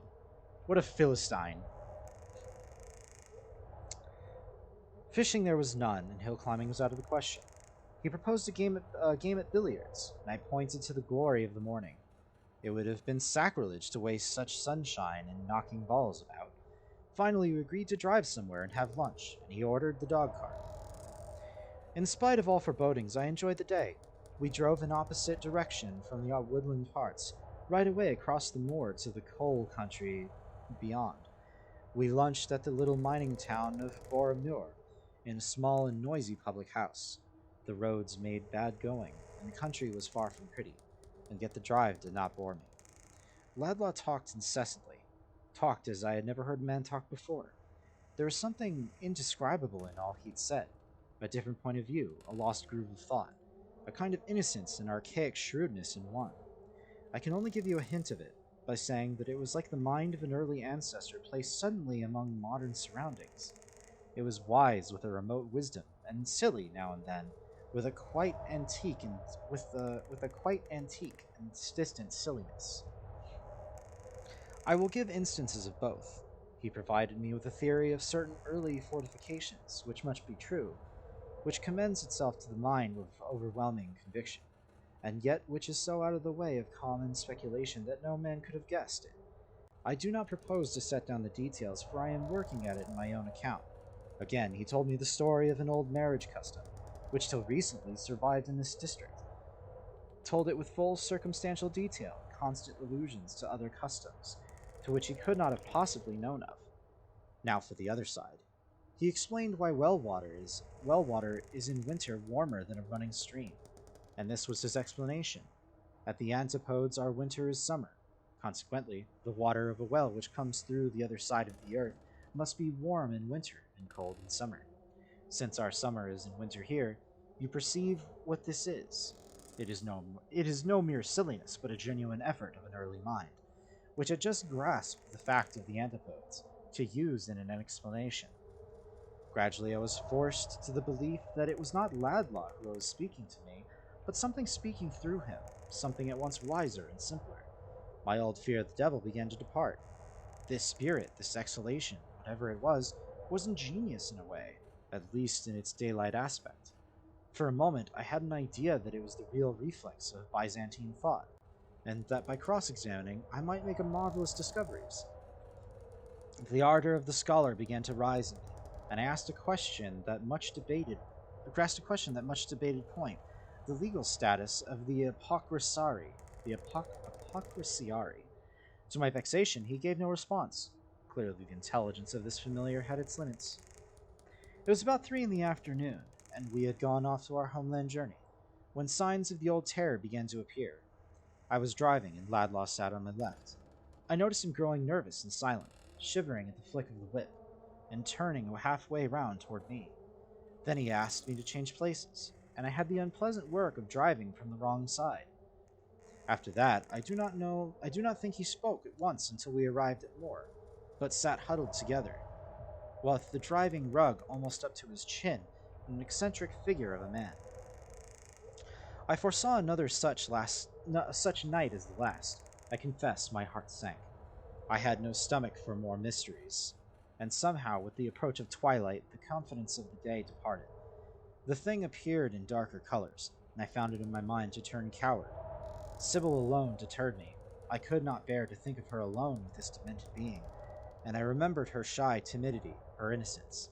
It was monstrous that the poor thing should be called on thus to fight alone with phantoms. When we came to the house, it was almost sunset. Ladlock got out of the very carefully on the right side, and for a second stood by the horse. The sun was making our shadows long, and I stood beyond him. It seemed for a moment that his shadow was double. It may have been mere fancy, for I had not time to look twice. He was standing, as I have said, with his left side next to the horse. Suddenly, the harmless elderly cob fell into a great panic of fright, reared upright, and all but succeeded in killing its master. I was in time to pluck Ladlaw from under its feet, but the beast had become perfectly unmanageable, and we left a groom struggling to quiet it. In the hall, the butler gave me a telegram. It was from my clerk, summoning me back at once to an important consultation. Here was a prompt removal of my scruples. There could be no question of my remaining, for the case was one of the first importance, which I had feared might break off my holiday. The consultation fell in vacation time to meet the convenience of certain people who were going abroad, and there was the most instant demand for my presence. I must go, and at once. And as I hunted at the timetable, I found that in 3 hours' time a night train for the south would pass Boromur, which might be stopped by special wire. But I had no pleasure in my freedom. I was in despair of Sybil, and I hated myself for my cowardly relief. The dreary dining room, the sinister bus, and Ladlaw crouching and quivering, the recollection now that escape was before me, came back to my mind with the terror of a nightmare. My first thought was to persuade the Ladlaws to come away with me. I found them both in the drawing room. Sybil, very fragile and pale, and her husband sitting as usual like a frightened child in the shadow of her skirts. A sight of him was enough to dispel my hope. The man was fatally ill, mentally, bodily, and who was I to attempt to minister to a mind diseased? But Sybil, she might be saved from the martyrdom. The servants would take care of him, and if need be, a doctor might be got from Edinburgh to live in the house. So while he sat with vacant eyes staring into the twilight, I tried to persuade Sybil to think of herself. I am frankly a sun worshipper. I have no taste for the arduous duty, and the quixotic is my abhorrence. I labored to bring my cousin to this frame of mind. I told her that her first duty was to herself, and that this vigil of hers was beyond human endurance, but she had no ears for my arguments. While Bob is ill, I must stay with him, she said always in answer, and then she thanked me for my visit. I felt a brute account till, and then she thanked me for my visit, till I felt a brute and a coward. I strove to quiet my conscience, but it told me always that I was fleeing from my duty. And then, when I was on the brink of a nobler resolution, a sudden, overmastering terror would take hold of me, and I would listen hysterically for the sound of the dog cart on gravel. At last it came. In the sort of fever, I tried to say the conventional farewells. I shook hands with Ladlaw, and when I dropped his hand, it fell numbly to his knee. Then I took my leave, muttering hoarse nonsense about having a charming visit, and hoping soon to see them both in town. As I backed to the door, I knocked over a lamp on a small table. It crashed on the floor and went out, and at the sound, Ladlaw gave a curious, childish cry. I turned like a coward and ran across the hall to the front door and scrambled into the dog cart. The groom would have driven me sedately through the park, but I must have sped or go mad. I must have speed. I must have speed. He must have speed. I must have speed. We must speed. I'm speeding away from my weird, poor, sick friend. But I must have speed or go mad. I took the reins from him and put the horse into canter. We swung through the gates and out into the moor road, for I could have no peace till the ghoulish elder world was exchanged for the homely ugliness of civilization. Once only I looked back, and there against the skyline, with a solitary lit window, the house of Morse stood lonely in the red desert. Oh, God, okay. Oh, man, that was... Okay, that was a little tough. That was a little tough. My voice is going out. Oof. Okay. Alright. That wasn't bad, though. That's kind of another... that was a long one near the end. Oh, my God. I thought that would only take like 20 minutes because the other ones were so short. I will look this up real briefly, just to see. I wonder. The Watcher by the Threshold. The Watcher by the Threshold. Watcher by the Threshold. Ah!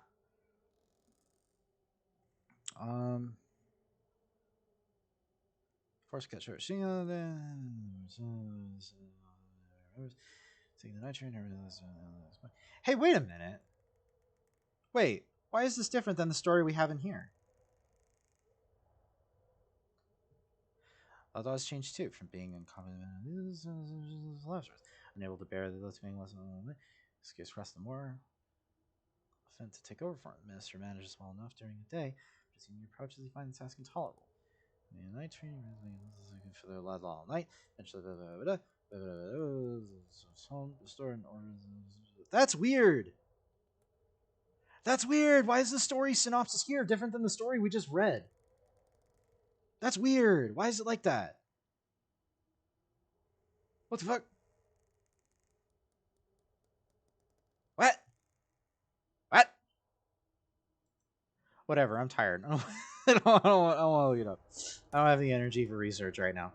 I have no idea. I don't know what the fuck's going on there. That's weird. That's some weird shit. Alright. All right. So I didn't make an end screen for this theme because I kind of feel like the end screen's a little pointless. I feel like I can just go ahead and say my goodbyes, and everybody. Story itself changed. Ooh. I'll have to look up what's going on there, but later. I don't want to read anymore. I need something cold for my throat and like a warm shower. All right. All right. Thanks everybody who was listening and watching. I'll have a VOD up of this later. Yes, I will rest, and I'll catch y'all on Tuesday. I'm not sure what we'll be reading on Tuesday. Maybe we'll start on the Star Trek novels. I think that might be fun. I think I should probably start on like a novel next. That's the only thing we haven't done yet. Is start like an actual book that would probably take a couple of streams to finish. But yeah, with that said, I'm gonna go ahead and I'm gonna bounce. Y'all have y'all have a lovely night. I'm gonna go. See ya.